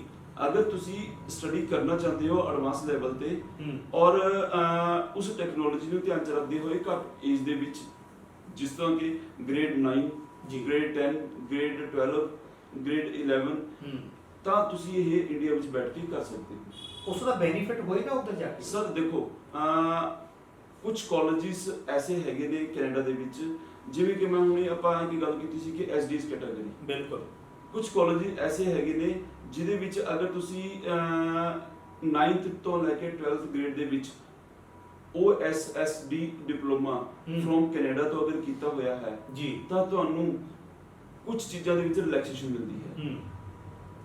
ਫੋਰ ਐਗਜ਼ਾਮਪਲ ਲੈਂਪਟਨ ਕਾਲਜ ਦਾ ਹੀ ਅਗਰ ਮੈਂ ਨਾਮ ਲੈ ਲਾਂ ਜੀ, ontario ਦੇ ਵਿੱਚ ਹੈਗਾ, ਤਾਂ ਅਗਰ ਬੱਚੇ ਨੇ OSSD ਡਿਪਲੋਮਾ ਇੰਡੀਆ 'ਚ ਬੈਠ ਕੇ ਕੀਤਾ ਹੋਇਆ ਹੈ ਜੀ, ਤਾਂ IELTS ਦੀ ਰਿਕੁਆਇਰਮੈਂਟ ਉਸਦੀ ਨਹੀਂ ਹੁੰਦੀ। ਠੀਕ ਹੈ, ਮਤਲਬ ਜੇ ਉਹਨੇ ਕੀਤਾ ਹੋਇਆ ਡਿਪਲੋਮਾ ਤੇ ਫਿਰ IELTS ਦੀ ਜ਼ਰੂਰਤ ਨਹੀਂ ਆਏਗੀ। ਇਹ ਬੈਨੀਫਿਟ ਹੈ? ਬਿਲਕੁਲ ਸਰ, ਇਹ ਬੈਨੀਫਿਟ। ਇਸ ਨੂੰ ਤੁਸੀਂ ਅਗਰ ਵੈਰੀਫਿਕੇਸ਼ਨ ਕਰਨਾ ਚਾਹੁੰਦੇ ਹੋ ਤਾਂ ਤੁਸੀਂ ਲੈਂਪਟਨ ਕਾਲਜ, ਜਿਸ ਤਰ੍ਹਾਂ ਮੈਂ ਤੁਹਾਨੂੰ ਨਾਮ ਇੱਕ ਪਾਰਟਿਕੂਲਰ ਦਾ ਦੇਤਾ, ਨਾਮ ਤਾਂ ਬਹੁਤ ਨੇ ਪਰ ਚਲੋ ਮੈਂ ਤੁਹਾਨੂੰ ਇੱਕ ਐਗਜ਼ਾਮਪਲ ਦੇ ਤੌਰ ਤੇ ਦੇ ਰਿਹਾ, ਤਾਂ ਉਸ ਦੀ ਵੈਬਸਾਈਟ ਦੇ ਉੱਪਰ ਇੰਟਰਨੈਸ਼ਨਲ ਔਰ ਡੋਮੈਸਟਿਕ ਸਟੂਡੈਂਟ, ਇਹ ਦੋ ਚੀਜ਼ਾਂ ਦੀ ਕੈਟਾਗਰੀ ਹੁੰਦੀਆਂ ਨੇ। ਜਦੋਂ ਤੁਸੀਂ OSSD ਡਿਪਲੋਮਾ ਇੰਡੀਆ ਵਿੱਚ ਬੈਠ ਕੇ ਕੀਤਾ ਹੈ, ਦੈਨ ਜਿਹੜਾ ਤੁਸੀਂ ਟ੍ਰੀਟ ਹੋਵੋਗੇ as a domestic student of Canada treat ਹੋਵੋਗੇ, ਨਾ ਕਿ ਇੰਟਰਨੈਸ਼ਨਲ ਸਟੂਡੈਂਟ। ਵਾਹ ਜੀ ਵਾਹ, ਬਹੁਤ ਅੱਛੀ ਗੱਲ। ਉਸ ਕੰਡੀਸ਼ਨ ਵਿੱਚ ਜਿਹੜੀ ਡੋਮੈਸਟਿਕ ਸਟੂਡੈਂਟ ਦੀ ਕੰਡੀਸ਼ਨ ਹੈ ਉਹ ਤੁਹਾਡੇ ਤੇ ਲਾਗੂ ਹੋਣੀ ਹੈ। ਜੀ ਜੀ ਜੀ। ਨੰਬਰ 2 ਡੋਮੈਸਟਿਕ ਹੀ ਹੋ ਗਿਆ ਜਦ ਸਟੱਡੀ ਉੱਥੇ ਸਟੱਡੀ ਹੋ ਬਿਲਕੁਲ। ਹੁਣ ਅੱਛਾ, ਹੁਣ ਆਪਾਂ ਇੱਕ ਮੇਜਰ ਪੁਆਇੰਟ ਹੋਰ ਵੀ ਆਂਦਾ ਹੈ ਕਿ ਕਾਲਜ ਦੀ ਸੀਟਾਂ ਦਾ ਦੇਖੋ, ਚਾਹੇ ਕਾਲਜ ਲਗਾ ਲਓ ਚਾਹੇ ਯੂਨੀਵਰਸਿਟੀ ਲਗਾ ਲਓ, ਸੀਟਾਂ ਦਾ ਦੇਖੋ ਇੱਕ ਰਿਜ਼ਰਵ ਹੁੰਦੀਆਂ ਨੇ। ਬਿਲਕੁਲ, ਮੰਨ ਲਓ 50 ਸੀਟਾਂ ਨੇ ਕਿਸੇ ਕਲਾਸ ਵਿੱਚ, ਜਾਂ 40 ਨੇ ਜਾਂ 100 ਨੇ, ਬਟ ਬੱਚੇ ਜਿਹੜੇ ਐਡਮਿਸ਼ਨ ਲੈਣ ਵਾਲੇ ਹੁੰਦੇ ਨੇ, ਕਿਉਂਕਿ ਨਾਮ ਅੱਛਾ ਹੈ ਕਾਲਜ ਦਾ, ਰੈਪੂਟੇਸ਼ਨ ਹੁੰਦੀ ਹੈ, ਤਾਂ ਉਹ ਬੱਚੇ ਜਦ ਪਹੁੰਚ ਜਾਂਦੇ ਨੇ ਕੋਲ 1000 ਜੀ ਐਪਲੀਕੇਸ਼ਨਸ ਜੀ, ਤਾਂ ਦੇਖੋ ਕਾਲਜ ਦੀ ਐਡਮਿਸ਼ਨ ਤਾਂ 100 ਨੂੰ ਹੀ ਦੇਣੀ। ਬਿਲਕੁਲ ਬਿਲਕੁਲ। ਪਰ ਜਿਸ ਬੱਚੇ ਨੇ OSSD ਦਾ ਡਿਪਲੋਮਾ ਕੀਤਾ ਹੋਇਆ ਹੈ ਤਾਂ ਉਸ ਨੂੰ ਐਜ਼ ਅ ਡੋਮੈਸਟਿਕ ਸਟੂਡੈਂਟ ਪਹਿਲਾ ਪ੍ਰੈਫਰੈਂਸ ਮਿਲਦੀ ਹੈ। ਬਹੁਤ ਅੱਛਾ। ਮੀਨਸ ਅਗਰ ਇੱਕ ਪਾਸੇ 1000 ਸਟੂਡੈਂਟ ਹੈ ਤਾਂ ਉਹ ਫਰਸਟ ਨੰਬਰ ਦੇ ਉੱਪਰ ਕਾਊਂਟ ਹੋਏਗਾ। ਬਹੁਤ ਅੱਛਾ ਦੋਸਤੋ, ਮੈਂ ਦੱਸਣਾ ਚਾਹੁੰਦਾ ਕਿ ਇਹਦਾ ਬੜਾ ਮੇਜਰ ਕੁਐਸਚਨ ਹੈ ਕਿ ਬੱਚੇ ਨੂੰ 9th ਤੋਂ ਲੈ ਕੇ ਤੁਸੀਂ 12th ਤੱਕ ਜਿਹੜੀ ਐਜੂਕੇਸ਼ਨ ਹੈ ਉਹ ਦਿਵਾਓ, ਔਰ ਕਿਸੇ ਵੀ ਕੰਟਰੀ ਵਿੱਚ, ਜਿਸ ਵੀ ਕੰਟਰੀ ਦਾ ਹੋਏਗਾ, ਅਪਲਾਈ ਕਰ ਸਕਦੇ ਹੋ, ਔਰ ਤੁਹਾਨੂੰ ਡੋਮੈਸਟਿਕ ਸਟੂਡੈਂਟਸ ਦੇ ਤੌਰ ਤੇ ਉਹ ਤੁਹਾਡੇ ਨਾਲ ਡੀਲ ਕਰਨਗੇ। ਅਗਲਾ ਕੁਐਸਚਨ ਇਹ ਹੈ ਕਿ ਸਪੇਸ ਇੰਟਰਨੈਸ਼ਨਲਸ ਗਰੁੱਪ ਨਾਰਾਇਣ ਸਾਹਿਬ ਕਿਹੜੇ ਕੰਟਰੀਆਂ ਨੂੰ ਲੈ ਕੇ ਡੀਲਸ ਕਰਦਾ ਹੈ ਔਰ ਕਿਹੜੇ ਮਤਲਬ ਕੋਈ ਵਰਕ ਵੀਜ਼ਾ ਵੀ ਹੈ, ਕੁਝ ਇਹੋ ਜਿਹਾ ਵੀ ਹੈ, ਕੁਝ ਉਸ ਬਾਰੇ ਜ਼ਰੂਰ ਸਾਡਾ ਵਿਚਾਰ ਸਾਂਝੀ ਕਰੋ। ਦੇਖੋ ਇਹ ਇੱਕ ਮੇਜਰ ਪਾਰਟ ਹੈ ਜੀ ਕਿ ਵਰਕ ਵੀਜ਼ਾ। ਜੀ ਦੇਖੋ ਵਰਕ ਵੀਜ਼ਾ ਇੱਕ ਉਹ ਕੈਟਾਗਰੀ ਹੈ ਜਿਸ ਦੇ ਵਿੱਚ ਇੱਥੋਂ ਦੀ ਸਿਰਫ ਔਰ ਸਿਰਫ ਵਰਕ ਕਰਨ ਵਾਸਤੇ ਹੀ ਲੈ ਕੇ ਜਾਣਾ ਚਾਹੁੰਦਾ ਹੈ as per rules and regulations. ਜਿਸ ਕੰਪਨੀ ਦੇ ਕੋਲ ਵਰਕ ਵੀ ਪਰਮਿਟ ਦੀ ਪਰਮਿਸ਼ਨ ਹੋਏਗੀ ਉਹੀ ਲਿਜਾ ਸਕਦਾ ਹੈ। ਬਿਲਕੁਲ ਠੀਕ ਹੈ, ਪਰ ਸਾਡੀ ਕੰਪਨੀ ਇਹ ਸੇਵਾਵਾਂ ਨਹੀਂ ਦਿੰਦੀ। ਅਗਰ ਕੋਈ ਵੀ ਸਾਡੇ ਕੋਲ ਇਹ ਕਲੇਮ ਕਰੇਗਾ ਕਿ ਅਸੀਂ ਵਰਕ ਵੀਜ਼ੇ ਦਾ ਕੰਮ ਕਰਦੇ ਹਾਂ ਤਾਂ ਅਸੀਂ ਵਰਕ ਵੀਜ਼ੇ ਦਾ ਕੰਮ ਨਹੀਂ ਕਰਦੇ। ਹੁਣ ਸੈਕੰਡ ਕੁਐਸਚਨ ਹੈ ਕਿ ਤੁਹਾਡਾ ਕਿ ਕਿਹੜੀ ਕੰਟਰੀ ਵਿੱਚ ਡੀਲ ਕਰਦੇ ਹੋ, ਤਾਂ ਅਸੀਂ ਆਲਮੋਸਟ ਵਰਲਡ ਦੀ ਹਰ ਕੰਟਰੀ ਨੂੰ ਡੀਲ ਕਰਦੇ ਹਾਂ। Canada, USA, Australia, UK, Europe, ਇਹ ਮੇਜਰ ਕੰਟਰੀਆਂ ਨੇ ਜਿੱਥੇ ਕਿ ਹਰ ਬੱਚੇ ਦੀ ਇੱਛਾ ਹੈਗੀ ਹੈ। ਨਿਊਜ਼ੀਲੈਂਡ, ਸਿੰਗਾਪੁਰ, ਦੁਬਈ, ਇਹ ਕੰਟਰੀਆਂ ਦਾ ਹਰ ਕੰਟਰੀ ਦੇ ਵਿੱਚ ਅਗਰ ਯੂਰਪ ਲਓ ਤਾਂ 27 ਕੰਟਰੀਆਂ ਆਉਂਦੀਆਂ ਜੀ। ਅਸੀਂ ਹਰ ਕੰਟਰੀ ਦੀ ਡੀਲ ਕਰ ਰਹੇ ਹਾਂ। ਇਹ ਮੇਜਰ ਡੈਸਟੀਨੇਸ਼ਨ ਹੈ ਜਿੱਥੇ ਬੱਚੇ ਜਾ ਕੇ ਸੈਟਲਮੈਂਟ ਹੁੰਦੀ ਹੈ, ਕੈਰੀਅਰ ਬਣਦਾ ਹੈ ਔਰ ਪੇਰੈਂਟਸ ਦੀ ਇੱਛਾ। ਬਿਲਕੁਲ ਨਾਰਾਇਣ ਸਾਹਿਬ, ਅਗਲਾ ਮੇਰਾ ਕੁਐਸਚਨ ਹੈ ਕਿ ਕੁਝ ਪਤਾ ਲੱਗਾ ਹੈ ਕਿ ਇਹਨਾਂ ਦਿਨਾਂ ਵਿੱਚ ਲੇਟੈਸਟ ਰੂਲਸ ਕੁਝ ਕੈਨੇਡਾ ਦੇ ਚੇਂਜ ਹੋਏ ਨੇ। ਕੈਨੇਡਾ ਦੇ ਰੂਲਸ ਐਂਡ ਰੈਗੂਲੇਸ਼ਨ ਬਾਰੇ ਸਾਡੇ ਨਾਲ ਜ਼ਰੂਰ ਤੁਸੀਂ ਆਪਣੇ ਵਿਚਾਰ ਸਾਂਝੇ ਕਰੋ।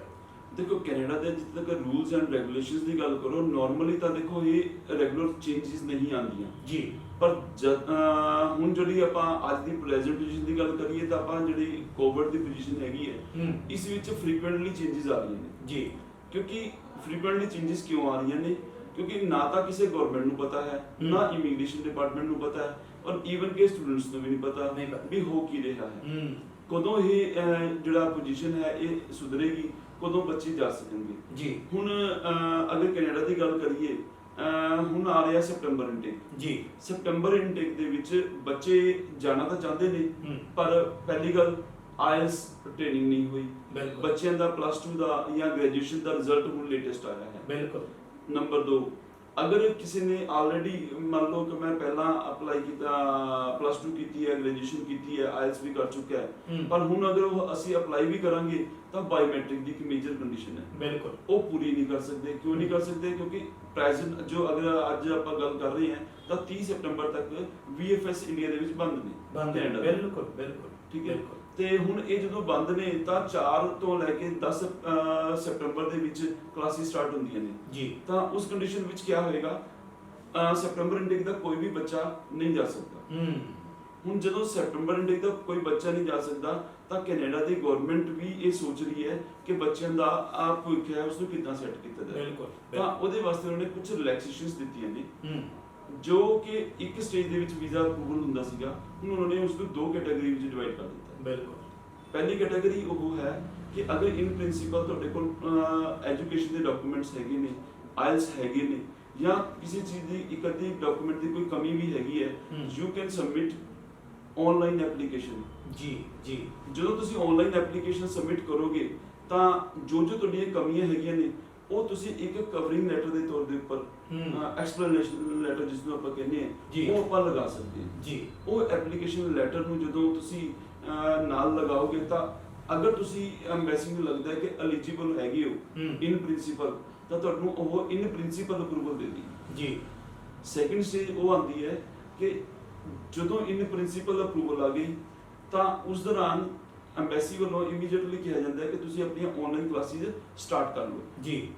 ਜਦੋਂ ਆਨਲਾਈਨ ਕਲਾਸਿਸ ਸਟਾਰਟ ਕਰੋਗੇ, ਹਾਲਾਤ ਕੋਵਿਡ ਦੇ ਅੱਛੇ ਹੁੰਦੇ ਜਾਣਗੇ ਤਾਂ 30 ਸੈਪਟੈਂਬਰ ਤੋਂ ਬਾਅਦ ਅਗਰ ਸਭ ਕੁਝ ਅੱਛਾ ਰਿਹਾ, ਪਹਿਲੀ ਕੰਡੀਸ਼ਨ ਉਹ ਸੀਗੀ ਕਿ ਫਸਟ ਸਟੇਜ ਦੇ ਵਿੱਚ ਇਨ ਪ੍ਰਿੰਸੀਪਲ ਕੈਨੇਡਾ ਵੀਜ਼ਾ ਤੁਹਾਡਾ ਅਪਰੂਵ ਕਰ ਦੇਗਾ ਜੀ। ਫਿਰ ਸੈਕੰਡ ਪੋਜੀਸ਼ਨ ਉਦੋਂ ਆਏਗੀ, ਸੈਕੰਡ ਸਟੇਜ ਉਦੋਂ ਆਏਗੀ ਜਦੋਂ VFS ਵਗੈਰਾ ਓਪਨ ਹੋ ਜਾਣਗੇ। ਉਸ ਟਾਈਮ ਅਸੀਂ ਆਪਣੇ ਬਾਇਓਮੈਟ੍ਰਿਕ ਦੇ ਸਕਦੇ ਹਾਂ ਜੀ। ਆਫਟਰ ਬਾਇਓਮੈਟ੍ਰਿਕਸ ਕਾਲਜ ਔਰ ਯੂਨੀਵਰਸਿਟੀਜ਼ ਜਿਹੜੀ ਕਿ ਬੱਚੇ ਨੇ ਆਨਲਾਈਨ ਸਟੱਡੀ ਕਰ ਰਹੀਆਂ ਹਨ ਜੀ, ਐਮਬੈਸੀ ਕੀ ਦੇਖੇਗੀ, ਮੇਨ ਤਾਂ ਉਹਨਾਂ ਨੇ ਬਾਇਓਮੈਟ੍ਰਿਕਸ ਦੇਖਣਾ ਹੈ ਤਾਂ ਉਹਨਾਂ ਨੂੰ ਅਪਰੂਵਲਸ ਦੇ ਦੇਣੀ ਹੈ, ਫਾਈਨਲ ਅਪਰੂਵਲਸ ਜੀ। ਪਰ ਕਿਸੇ ਕੰਡੀਸ਼ਨ ਵਿੱਚ ਬੱਚੇ ਦੀ ਅਗਰ ਉਹ ਬਾਇਓਮੈਟ੍ਰਿਕ ਦੇ ਵਿੱਚ ਫੇਲ ਹੋ ਜਾਂਦਾ ਹੈ, ਉਸ ਦੀ ਬੈਕਗ੍ਰਾਉਂਡ ਦੇ ਵਿੱਚ ਕੋਈ ਪ੍ਰੋਬਲਮ ਆ ਜਾਂਦੀ ਹੈ ਜਾਂ ਫਿਰ ਐਮਬੈਸੀ ਨੂੰ ਲੱਗਦਾ ਹੈ ਕਿ ਇਸ ਦੇ ਕੁਝ ਹੋਰ ਡਾਕੂਮੈਂਟੇਸ਼ਨ ਕਾਲ ਕੀਤੀ ਜਾ ਸਕਦੀ ਹੈ ਜੀ। ਤਾਂ ਉਹ ਸਟੂਡੈਂਟ ਤੋਂ ਡਿਮਾਂਡ ਕਰ ਸਕਦੀ ਹੈ ਜੀ। ਉਸ ਦੌਰਾਨ ਅਗਰ ਤਾਂ ਸੈਕੰਡ ਸਟੇਜ ਦੇ ਵਿੱਚ ਜੋ ਐਮਬੈਸੀ ਨੇ ਤੁਹਾਡੇ ਤੋਂ ਦੁਬਾਰਾ ਰੀਕਾਲ ਕੀਤਾ ਹੈ ਅਗਰ ਉਹ ਆਪਾਂ ਪ੍ਰੋਵਾਈਡ ਕਰ ਦਿੰਦੇ ਹਾਂ ਤਾਂ ਤੁਹਾਨੂੰ ਸੈਕੰਡ ਸਟੇਜ ਵਿੱਚ ਅਪਰੂਵਲ ਆ ਜਾਏਗੀ, ਆਪਣਾ ਵੀਜ਼ੇ ਦੀ ਸਟੈਂਪ ਲਗਵਾਓ ਔਰ ਕੈਨੇਡਾ ਨੂੰ ਫਲਾਈ ਕਰ ਸਕਦੇ ਹੋ। ਕੀ ਬਾਤ ਹੈ। ਜੇਕਰ ਕਿਸੇ ਬੱਚੇ ਦੀ ਉਹ ਕੰਡੀਸ਼ਨਾਂ ਪੂਰੀਆਂ ਨਾ ਹੋਈਆਂ ਤਾਂ ਸੈਕੰਡ ਸਟੇਜ ਦੇ ਵਿੱਚ ਵੀ ਤੁਹਾਨੂੰ ਰਿਫਿਊਜ਼ਲ ਆ ਸਕਦੀ ਹੈ। ਇਸ ਵਾਸਤੇ ਬਹੁਤ ਅੱਛਾ ਚੀਜ਼ ਕੀਤਾ ਗਿਆ ਹੈ ਕਿ ਤੁਸੀਂ ਆਪਣਾ ਹੁਣ ਤੋਂ ਸਟੱਡੀ ਕਰ ਸਕਦੇ ਹੋ ਆਫਟਰ ਫਸਟ ਅਪਰੂਵਲ ਜੀ। ਪਰ ਫਿਰ ਵੀ ਉਹ ਫਾਈਨਲ ਨਹੀਂ ਜੀ।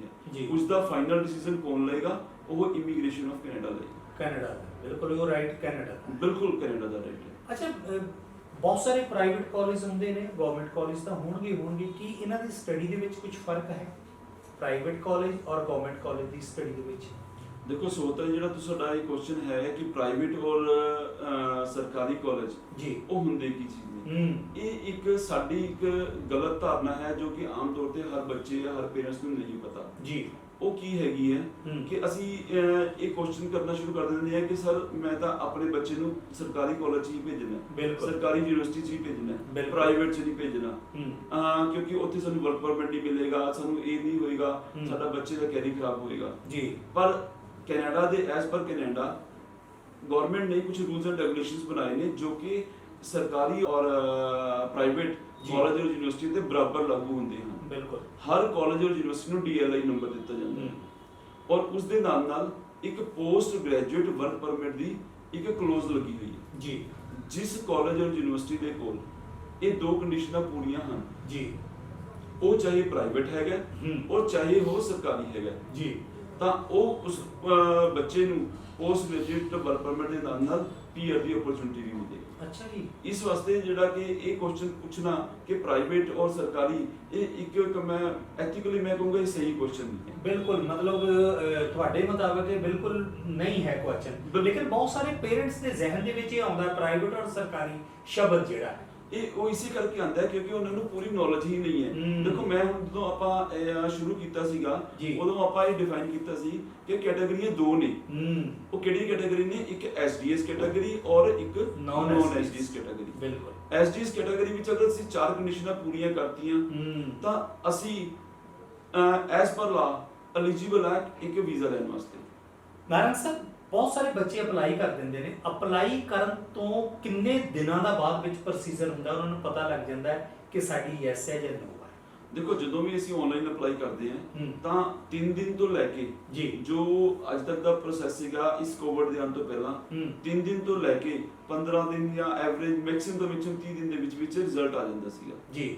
ਹੁਣ ਤੱਕ ਜਿੰਨੇ ਵੀ ਅਸੀਂ ਅਪਲਾਈ ਕੀਤੇ ਨੇ ਆਲਮੋਸਟ 3 ਤੋਂ ਲੈ ਕੇ 15 ਦਿਨਾਂ ਦੇ ਵਿੱਚ ਰਿਜ਼ਲਟ ਆਇਆ ਜੀ। ਪਰ ਅੱਜ ਜਿਹੜੀ ਕੋਵਿਡ ਦੀ ਪੋਜੀਸ਼ਨ ਆ ਗਈ ਹੈ, ਅੱਜ ਕਿਉਂਕਿ ਸਾਰੀਆਂ ਵਰਲਡ ਦੀਆਂ ਸੰਸਥਾਵਾਂ ਬੰਦ ਪਈਆਂ ਨੇ, ਕੁਝ ਕੰਟਰੀਆਂ ਵਿੱਚ ਕੁਝ ਆਫਿਸ ਓਪਨ ਤਾਂ ਹੋ ਗਏ ਨੇ ਪਰ ਫਿਰ ਵੀ ਕੁਝ ਵਰਕ ਫਰੋਮ ਹੋਮ ਹੋ ਰਿਹਾ ਹੈ। ਬਿਲਕੁਲ ਇਸ ਵਾਸਤੇ ਇਹ ਟਾਈਮ ਪੀਰੀਅਡ ਦਾ ਜਿਹੜਾ ਅੱਜ ਦਾ ਸਮਾਂ ਹੈ ਉਹ ਆਪਾਂ ਕਨਫਰਮ ਨਹੀਂ ਦੱਸ ਸਕਦੇ ਕਿ ਕਿੰਨੇ ਦਿਨਾਂ ਵਿੱਚ ਆਏਗਾ। ਹਾਂ ਬਟ ਇਹ ਚੀਜ਼ ਦਾ ਐਮਬੈਸੀਜ਼ ਨੂੰ ਪਤਾ ਹੈਗਾ ਕਿ ਕਿਹੜੀ ਕੰਡੀਸ਼ਨ ਦੇ ਵਿੱਚ ਕਿਸ ਨੂੰ ਪਹਿਲਾਂ ਪ੍ਰੈਫਰੈਂਸ ਦੇਣੀ ਹੈ ਔਰ ਕਿਸ ਨੂੰ ਆਪਾਂ ਬਾਅਦ ਵਿੱਚ ਦੇਣੀ ਹੈ।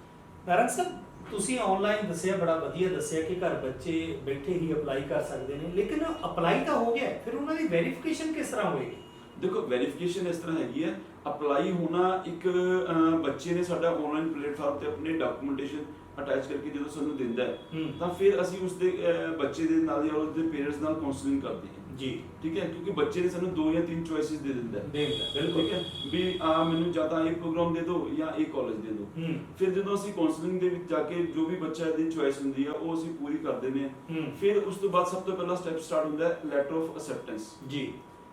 ਕਾਲਜ ਨੂੰ ਅਪਲਾਈ ਕਰਦੇ ਆ, ਲੈਟਰ ਆਫ ਅਸੈਪਟੈਂਸ ਆਉਂਦੀ ਹੈ ਜੀ। ਜਿਸ ਤਰ੍ਹਾਂ ਹੀ ਲੈਟਰ ਆਫ ਅਸੈਪਟੈਂਸ ਆਉਂਦੀ ਹੈ ਤਾਂ ਉਸ ਤੋਂ ਬਾਅਦ ਅਸੀਂ ਬੱਚੇ ਨੂੰ ਕਹਿੰਦੇ ਆ ਕਿ ਉਹ ਕਾਲਜ ਦੀ ਫੀਸ ਔਰ GIC ਜੀ ਇਹ ਡਾਇਰੈਕਟਲੀ ਜਮ੍ਹਾਂ ਕਰਵਾਵੇ ਜੀ। ਅਸੀਂ ਕਿਸੇ ਵੀ ਬੱਚੇ ਨੂੰ ਅੱਜ ਦੀ ਡੇਟ ਤੱਕ ਔਰ ਨਾ ਹੀ ਅੱਗੇ ਫਿਊਚਰ ਵਿੱਚ ਇਹ ਕਹਾਂਗੇ ਕਿ ਸਾਡੇ ਅਕਾਊਂਟ ਵਿੱਚ ਪੇਮੈਂਟ ਜਮ੍ਹਾਂ ਕਰਾਏ। ਬਹੁਤ ਅੱਛਾ। ਬੱਚਾ ਡਾਇਰੈਕਟਲੀ ਕਾਲਜ ਜਾਂ ਯੂਨੀਵਰਸਿਟੀ ਨੂੰ ਅਪਲਾਈ ਕਰੇਗਾ ਔਰ ਉਸ ਦਾ ਜਿਹੜੀ ਕਾਲਜ ਦੀ ਫੀਸ ਹੈ ਉਹ ਕਾਲਜ ਦੇ ਅਕਾਊਂਟ ਵਿੱਚ ਪਾਏਗਾ, ਆਪਣੇ ਅਕਾਊਂਟ ਵਿੱਚੋਂ ਜਾਂ ਆਪਣੇ ਪੇਰੈਂਟਸ ਦੇ ਅਕਾਊਂਟ ਵਿੱਚੋਂ ਜੀ। ਜਿੱਥੇ ਤੱਕ GIC ਦਾ ਸਵਾਲ ਹੈ, ਬੱਚਾ ਹੀ ਆਪਣੇ ਅਕਾਊਂਟ ਵਿੱਚੋਂ GIC ਦੀ ਪੇਮੈਂਟ ਕਰਵਾ ਸਕਦਾ ਹੈ। ਅੱਛਾ, ਫੀਸ ਦਾ ਪ੍ਰੋਸੈਸ ਕੀ ਹੈ ਉਸ ਫੀਸ ਦਾ ਪੂਰਾ ਪ੍ਰੋਸੈਸ, ਔਰ ਤੁਹਾਡੇ ਉਹਦੇ ਵਿੱਚ ਕੀ ਚਾਰजेस ਹੁੰਦੇ ਨੇ? ਦੇਖੋ ਹੁਣ ਤੱਕ ਤਾਂ ਮੈਂ ਇਹ ਕਹੂੰਗਾ ਫੀਸ ਦਾ ਪ੍ਰੋਸੈਸ ਜਿਹੜਾ ਹੈਗਾ ਉਹ ਕਾਲਜ ਦਾ ਹੈਗਾ ਜੀ। ਕਾਲਜ ਨੇ ਫੀਸ ਲੈਣੀ ਹੈ।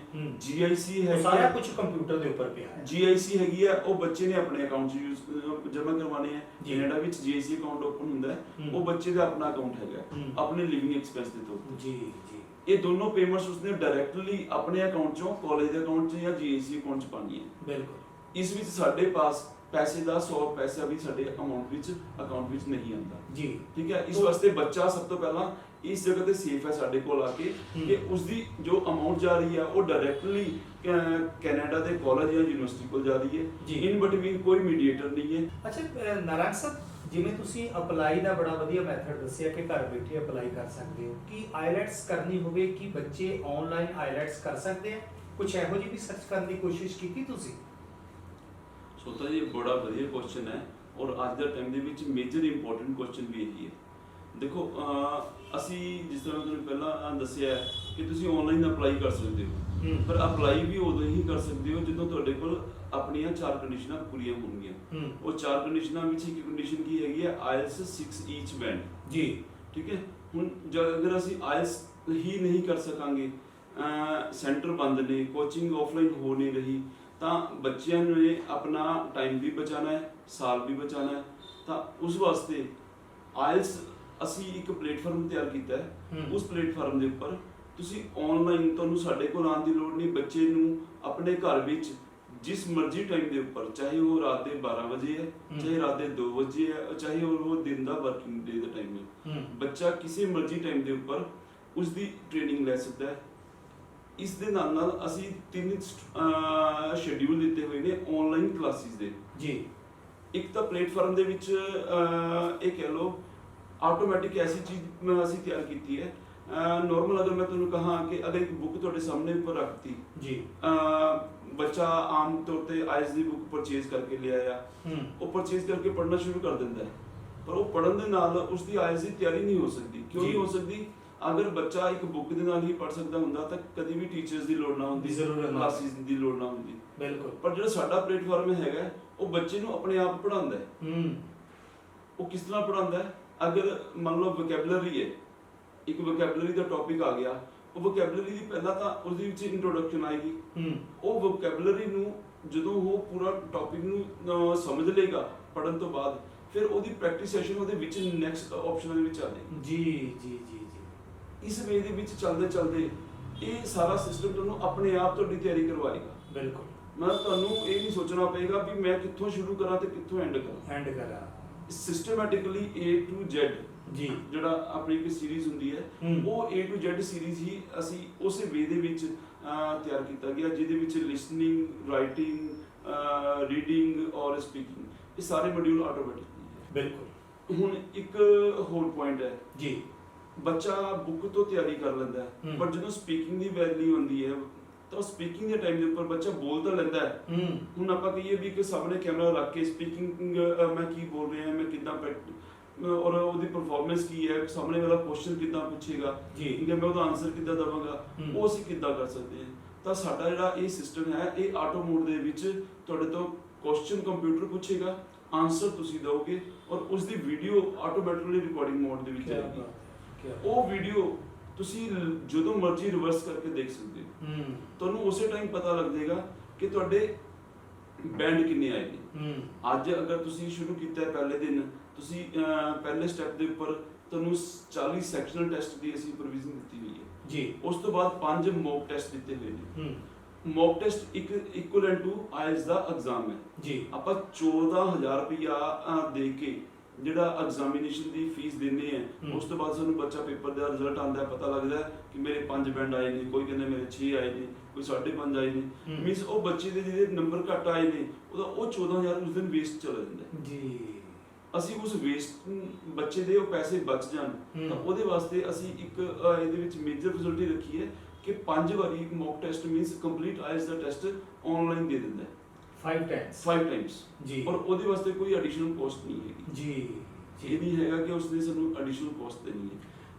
ਜੀ ਇਹ 14000 ਰੁਪਇਆ ਵੀ ਬਚ ਗਿਆ। ਹੂੰ। ਹੁਣ ਉਸ ਨੂੰ ਉਹਦੀ ਪਰਫਾਰਮੈਂਸ ਵੀ ਪਤਾ ਲੱਗ ਗਈ, ਉਸਦੇ ਕਿੰਨੇ ਬੈਂਡ ਆਏ। ਫੋਰ ਐਗਜ਼ਾਮਪਲ ਅਗਰ ਉਹਨੇ ਪਹਿਲੀ ਵਾਰ ਟੈਸਟ ਦਿੱਤਾ ਹੈ 5 ਬੈਂਡ ਆਏ ਹੈ ਹੂੰ। ਤਾਂ ਉਹਦੇ ਵਿੱਚ ਕੀ ਕਮੀ ਆਈ ਹੈ ਉਹ ਉਸ ਨੂੰ ਉੱਥੇ ਹੀ ਪਤਾ ਲੱਗ ਜਾਏਗੀ, ਜਿਸ ਦੇ ਨਾਲ ਉਹਦਾ ਉਹ ਕੁਐਸਚਨ ਪੂਰਾ ਹੋ ਜਾਏਗਾ ਔਰ ਆਪਣੀ ਇੰਪਰੂਵਮੈਂਟ ਲੈ ਕੇ ਨੈਕਸਟ ਚ ਜਦੋਂ ਫਾਈਨਲ ਅਪੀਅਰੈਂਸ ਜਾਏਗਾ ਹੂੰ। ਤਾਂ ਉਹ ਆਪਣੇ ਜੋ ਰਿਕੁਆਇਰਮੈਂਟ ਹੈਗੀ ਹੈ 6 ਈਚ ਮਿਨੀਮਮ ਦੀ ਉਹ ਪੂਰੀ ਕਰਕੇ ਆਏਗਾ।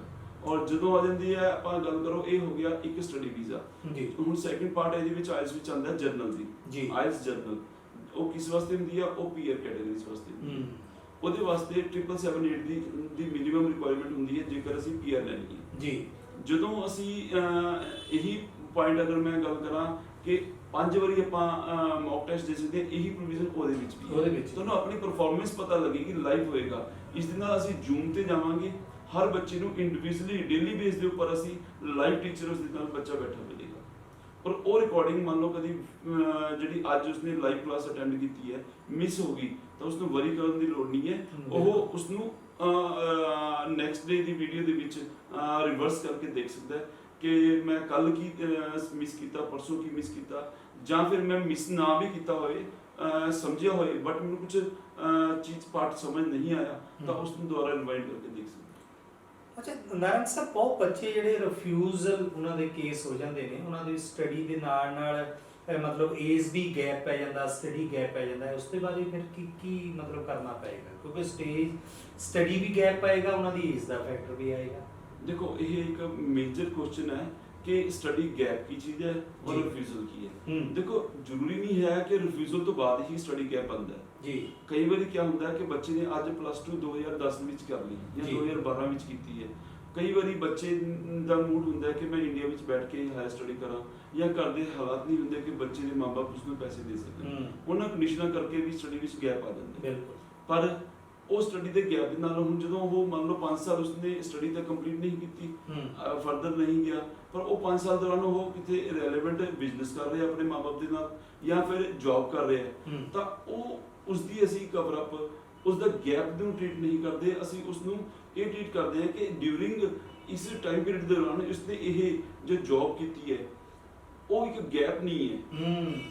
ਉਹ ਐਕਚੁਅਲ ਵਿੱਚ ਗੈਪ ਨਹੀਂ ਆ, ਉਹ ਉਸਦਾ ਇੱਕ ਐਕਸਪੀਰੀਅੰਸ ਪੀਰੀਅਡ ਸੀਗਾ। ਬਿਲਕੁਲ। ਉਹ ਐਕਸਪੀਰੀਅੰਸ ਜਿਹੜਾ ਕਿ 2 ਸਾਲ ਦਾ ਜਾਂ 5 ਸਾਲ ਦਾ ਜਾਂ 10 ਸਾਲ ਦਾ ਅਪ ਟੂ 10 ਸਾਲ ਦੇ ਗੈਪ ਦਾ ਵੀ ਅਸੀਂ ਕੈਨੇਡਾ ਦਾ ਸਟੱਡੀ ਵੀਜ਼ਾ ਕਰ ਰਹੇ ਹਾਂ ਜੀ। ਇਹ ਗੈਪ ਕੀ ਚੀਜ਼ ਹੈ? ਸਟੱਡੀ ਦਾ ਗੈਪ ਹੈ, ਬਟ ਉਸ ਟਾਈਮ ਦੌਰਾਨ ਜਾਂ ਤਾਂ ਉਹ ਬਿਜ਼ਨਸ ਕਰ ਰਹੇ ਹੈ ਆਪਣੇ ਪੇਰੈਂਟਸ ਨਾਲ, ਜਾਂ ਫਿਰ ਉਹ ਜੌਬ ਕਰ ਰਹੇ ਹੈ। ਤਾਂ ਜਦੋਂ ਅਸੀਂ ਇਹਨਾਂ ਦੋਨਾਂ ਦਾ ਕੰਬੀਨੇਸ਼ਨ ਐਮਬੈਸੀ ਨੂੰ ਲਗਾ ਕੇ ਭੇਜਦੇ ਆ, ਇਹ ਬੱਚਾ ਇਸ ਪੀਰੀਅਡ ਦੌਰਾਨ ਇਹ ਚੀਜ਼ ਕਰ ਰਿਹਾ ਸੀਗਾ ਐਕਚੁਅਲ ਦੇ ਵਿੱਚ, ਤਾਂ ਉਹ ਐਮਬੈਸੀ ਉਸ ਚੀਜ਼ ਨੂੰ ਅਸੈਪਟ ਕਰਦੀ ਹੈ ਔਰ ਵੀਜ਼ਾ ਵੀ ਦਿੰਦੀ ਹੈ। ਨਾਰਾਇਣ ਸਾਹਿਬ, ਇੱਕ ਲਾਸਟ ਮੇਰਾ ਪ੍ਰਸ਼ਨ ਹੈ ਔਰ ਮੈਂ ਉਸ ਪ੍ਰਸ਼ਨ ਦਾ ਜਿਹੜੀ ਫੀਸ ਦਾ ਪ੍ਰੋਸੈਸ ਹੈ ਉਹ ਕੈਸ਼ ਹੈ ਜਾਂ ਮਤਲਬ ਉਹਦੇ ਵਾਸਤੇ ਵੀ ਕੁਝ ਨਾ ਕੁਝ ਤੁਸੀਂ ਨੈਟ ਦੇ ਜ਼ਰੀਏ ਹੈਲਪ ਲਈ ਹੈ? ਦੇਖੋ ਜਿੱਥੇ ਤੱਕ ਕੈਸ਼ ਦਾ ਸਵਾਲ ਦੀ ਗੱਲ ਕਰੋਗੇ, ਐਸ ਪਰ ਸਾਡੇ ਇੰਡੀਆ ਦੇ ਵਿੱਚ ਇੱਕ ਰੂਲਸ ਐਂਡ ਰੈਗੂਲੇਸ਼ਨਸ ਨੇ ਇਨਕਮ ਟੈਕਸ ਡਿਪਾਰਟਮੈਂਟ ਦੀ, ਉਹ ਇਹ ਕਹਿੰਦੀਆਂ ਨੇ ਕਿ ਤੁਸੀਂ 10,000 ਤੋਂ ਉੱਪਰ ਨਾ ਕੈਸ਼ ਲਵੋ ਤੇ ਨਾ ਦਿਓ ਜੀ। ਠੀਕ ਹੈ, ਤਾਂ ਸਾਡੀ ਕੰਪਨੀ ਵੀ ਉਹੀ ਰੂਲਸ ਐਂਡ ਰੈਗੂਲੇਸ਼ਨ ਨੂੰ ਫੋਲੋ ਕਰਦੀ ਹੈ। 10,000 ਤੋਂ ਉੱਪਰ ਅਸੀਂ ਕੈਸ਼ ਨਹੀਂ ਲੈਂਦੇ। ਉਹ 10,000 ਰੁਪਇਆ ਉਹ ਸਟੂਡੈਂਟ ਨੇ ਆਪਣੀ ਪ੍ਰੋਸੈਸਿੰਗ ਫੀਸ ਦੇ ਨਾਮ ਦੇ ਉੱਪਰ ਦਿੱਤਾ ਹੈ ਜਾਂ ਫਿਰ ਕਾਲਜ ਦੀ ਐਪਲੀਕੇਸ਼ਨ ਫੀਸ ਦੇ ਨਾਮ ਦਿੱਤੇ ਹੈ ਜੀ। ਪਰ ਜੇਕਰ ਇਸ ਤੋਂ ਉੱਪਰ ਕੋਈ ਵੀ ਅਮਾਉਂਟ ਬਣਦੀ ਹੈ, ਮੰਨ ਲਓ 12,000 15,000 ਜਾਂ 20,000 ਜੇ ਕੁਝ ਬਣਦੀ ਹੈ, ਤਾਂ ਅਸੀਂ ਉਸ ਬੱਚੇ ਨੂੰ ਕਹਿੰਦੇ ਆ ਕਿ ਜਾਂ ਤਾਂ ਉਹ ਸਾਨੂੰ ਚੈੱਕ ਰਾਹੀਂ ਪੇਮੈਂਟ ਕਰੇ ਜੀ ਜਾਂ ਫਿਰ ਅਕਾਊਂਟ ਟ੍ਰਾਂਸਫਰ ਕਰੇ ਸਾਡੀ ਕੰਪਨੀ ਵਿੱਚ ਜੀ। ਕੈਸ਼ ਕਲੇਮ 10,000 ਤੋਂ ਉੱਪਰ ਸਾਡੀ ਕੰਪਨੀ ਐਕਸੈਪਟ ਨਹੀਂ ਕਰਦੀ ਜੀ। ਇਸ ਵਾਸਤੇ ਅਗਰ ਕੋਈ ਇਸ ਤੋਂ ਉੱਪਰ ਦਾ ਸਾਡੇ ਕੋਲ ਕਲੇਮ ਕਰੇਗਾ ਤਾਂ ਉਹ ਐਕਸੈਪਟੇਬਲ ਨਹੀਂ ਹੈ। ਅਸੀਂ ਕੈਸ਼ ਪਕੜਦੇ ਹੀ ਨਹੀਂ ਹੈ। ਸਾਡੀ ਪਹਿਲੀ ਕੋਸ਼ਿਸ਼ ਹੈ ਕਿ ਉਹ ਪੇਮੈਂਟ ਹੈ ਜਿਹੜੀ ਜੋ ਵੀ ਕਾਲਜ ਸਟੂਡੈਂਟ ਨੇ ਸਾਨੂੰ ਦੇਣੀ ਹੈ ਉਹ ਸਾਨੂੰ ਬਾਈ ਚੈੱਕ ਦੇਵੇ ਤਾਂ ਜ਼ਿਆਦਾ ਬੈਟਰ ਹੈ। ਬਿਲਕੁਲ ਜੀ, ਇਹ ਸਪੇਸ ਇੰਟਰਨੈਸ਼ਨਲਸ ਦੇ ਵੱਲੋਂ ਜੋ ਵੀ ਅੱਜ ਗੱਲਬਾਤ ਕੀਤੀ ਗਈ ਹੈ ਔਰ ਇਸ ਗੱਲਬਾਤ ਦਾ ਸਿੱਧਾ ਸੰਬੰਧ ਹੈ ਬੱਚਿਆਂ ਦੇ ਭਵਿੱਖ ਨੂੰ ਲੈ ਕੇ, ਕਿਉਂਕਿ ਬੜੇ ਸਾਰੇ ਜ਼ਿਹਨ ਦੇ ਵਿੱਚ ਬਹੁਤ ਸਾਰੇ ਲੋਕ ਸੰਪਰਕ ਕਰਦੇ ਨੇ ਸਪੇਸ ਇੰਟਰਨੈਸ਼ਨਲਸ ਦੇ ਵਿੱਚ, ਔਰ ਹਰ ਰੋਜ਼ ਜਦੋਂ ਸੰਪਰਕ ਹੁੰਦਾ ਤਾਂ ਕੁਝ ਨਾ ਕੁਝ ਨਵਾਂ ਬੱਚਿਆਂ ਦੇ ਹਿੱਤ ਵਿੱਚ ਔਰ ਪੇਰੈਂਟਸ ਦੇ ਜਿਹੜੇ ਜ਼ਿਹਨ ਦੇ ਵਿੱਚ ਕਈ ਤਰ੍ਹਾਂ ਦੇ ਪ੍ਰਸ਼ਨ ਨੇ, ਉਹ ਪ੍ਰਸ਼ਨਾਂ ਨੂੰ ਲੈ ਕੇ ਉਹਨਾਂ ਦੇ ਅੱਜ ਉੱਤਰ ਜਿਹੜੇ ਉਹ ਦਿੱਤੇ ਗਏ ਨੇ। ਔਰ ਮੈਂ ਦੱਸਣਾ ਚਾਹੁੰਦਾ ਕਿ ਸਪੇਸ ਇੰਟਰਨੈਸ਼ਨਲ ਵੱਲੋਂ ਇਹ ਜਿਹੜੀ ਸੀਰੀਜ਼ ਦਾ ਆਗਾਜ਼ ਕੀਤਾ ਗਿਆ ਹੈ, ਹਰ ਐਪੀਸੋਡ ਦੇ ਵਿੱਚ ਤੁਸੀਂ ਹਰ ਕੰਟਰੀ ਦੇ ਰੂਲਸ ਐਂਡ ਰੈਗੂਲੇਸ਼ਨ ਔਰ ਇਹਨਾਂ ਦਿਨਾਂ ਵਿੱਚ ਪ੍ਰੈਜ਼ੈਂਟ ਸਥਿਤੀ ਨੂੰ ਮੱਦੇਨਜ਼ਰ ਰੱਖਦੇ ਹੋਏ ਕਿਸ ਤਰ੍ਹਾਂ ਤੁਸੀਂ ਆਨਲਾਈਨ ਬੈਠੇ ਹੋਏ ਮਤਲਬ ਆਪਣੀਆਂ ਜਿਹੜੀਆਂ ਵੀ ਤੁਹਾਡੀਆਂ ਭਾਵਨਾਵਾਂ ਨੇ ਉਸ ਦੇ ਨਾਲ ਜੁੜਨ ਦਾ ਇੱਕ ਬਹੁਤ ਵੱਡਾ ਜ਼ਰੀਆ ਹੈ। ਨਾਰੰਗ ਸਾਹਿਬ, ਬਹੁਤ ਅੱਛਾ ਲੱਗਾ ਤੁਸੀਂ ਅਜੇ ਵਕਤ ਕੱਢਿਆ ਔਰ ਸਟੂਡੀਓ ਦੇ ਵਿੱਚ ਤਸ਼ਰੀਫ ਲਿਆਇਓ। ਜਾਂਦੇ ਜਾਂਦੇ ਕੀ ਕਹਿਣਾ ਚਾਹੁੰਦੇ ਹੋ ਤੁਸੀਂ? ਜਾਂਦੇ ਜਾਂਦੇ ਇਹ ਕਹਿਣਾ ਚਾਹੁੰਦੇ ਹਾਂ, ਜੋ ਅਸੀਂ ਇਹ ਸ਼ੁਰੂਆਤ ਕੀਤੀ ਹੈ ਇਹ ਸਾਡੇ ਵੱਲੋਂ ਸਟੂਡੈਂਟਸ ਨੂੰ ਜੋ ਵੀ ਅਸੀਂ ਇਨਫੋਰਮੇਸ਼ਨ ਅਸੀਂ ਦੇ ਸਕੀਏ, ਜੋ ਨਵੀਆਂ ਤੋਂ ਨਵੀਆਂ ਗਾਈਡਲਾਈਨਸ ਆ ਰਹੀਆਂ ਨੇ ਉਹ ਅਸੀਂ ਪ੍ਰੋਵਾਈਡ ਕਰ ਸਕੀਏ, ਇਹ ਸਾਡੀ ਇੱਕ ਸ਼ੁਰੂਆਤ ਹੈ। ਉਹ ਸ਼ੁਰੂਆਤ ਨੂੰ ਇਹ ਕਹਿ ਸਕਦੇ ਹਾਂ ਕਿ ਅੱਗੇ ਤੋਂ ਤੁਸੀਂ ਜੋ ਸਾਡਾ ਇਹ ਚੈਨਲ ਅਸੀਂ ਅੱਜ ਸ਼ੁਰੂ ਕਰਨ ਜਾ ਰਹੇ ਹਾਂ, ਅਗਰ ਸਬਸਕ੍ਰਾਈਬ ਕਰੋਗੇ ਤਾਂ ਜੋ ਵੀ ਨੈਕਸਟ ਅਪਡੇਟ ਮਿਲੇਗੀ ਤੁਹਾਨੂੰ ਉਹ ਲੈ ਸਕਦੇ। ਸੋ ਦੋਸਤੋ, ਚੈਨਲ ਸਾਡਾ ਜ਼ਰੂਰ ਸਬਸਕ੍ਰਾਈਬ ਕਰ ਦਿਓ, ਵੀਡੀਓ ਨੂੰ ਲਾਈਕ ਕਰ ਦਿਓ ਔਰ ਵੱਧ ਤੋਂ ਵੱਧ ਇਸ ਨੂੰ ਸ਼ੇਅਰ ਵੀ ਕਰੋ, ਕਿਉਂਕਿ ਤੁਹਾਡੇ ਦੁਆਰਾ ਕੀਤੀ ਵੀਡੀਓ ਇਹ ਸ਼ੇਅਰ ਪਤਾ ਨਹੀਂ ਕਿਸ ਬੱਚੇ ਦਾ ਭਵਿੱਖ ਜਿਹੜਾ ਹੈ ਉਹ ਬਣਾ ਦੇਗੀ ਔਰ ਕਿਸ ਪੇਰੈਂਟਸ ਦੇ ਉਦਾਸ ਚਿਹਰਿਆਂ ਤੇ ਰੌਣਕ ਆ ਜਾਏਗੀ। ਪ੍ਰੋਗਰਾਮ ਦੇ ਅੰਤ ਵਿੱਚ ਤੁਸੀਂ ਜੁੜੇ ਰਹੋ ਸਪੇਸ ਇੰਟਰਨੈਸ਼ਨਲਸ ਦੇ ਨਾਲ। ਮੈਨੂੰ ਆਪਣੇ ਦੋਸਤ ਸੋਮ ਸਹੋਤਾ ਨੂੰ ਤੇ ਸਾਡੇ ਬਹੁਤ ਹੀ respected guest director Amandeep Narang ji ਨੂੰ ਦਿਓ ਇਜਾਜ਼ਤ। ਸਤਿ ਸ਼੍ਰੀ ਅਕਾਲ।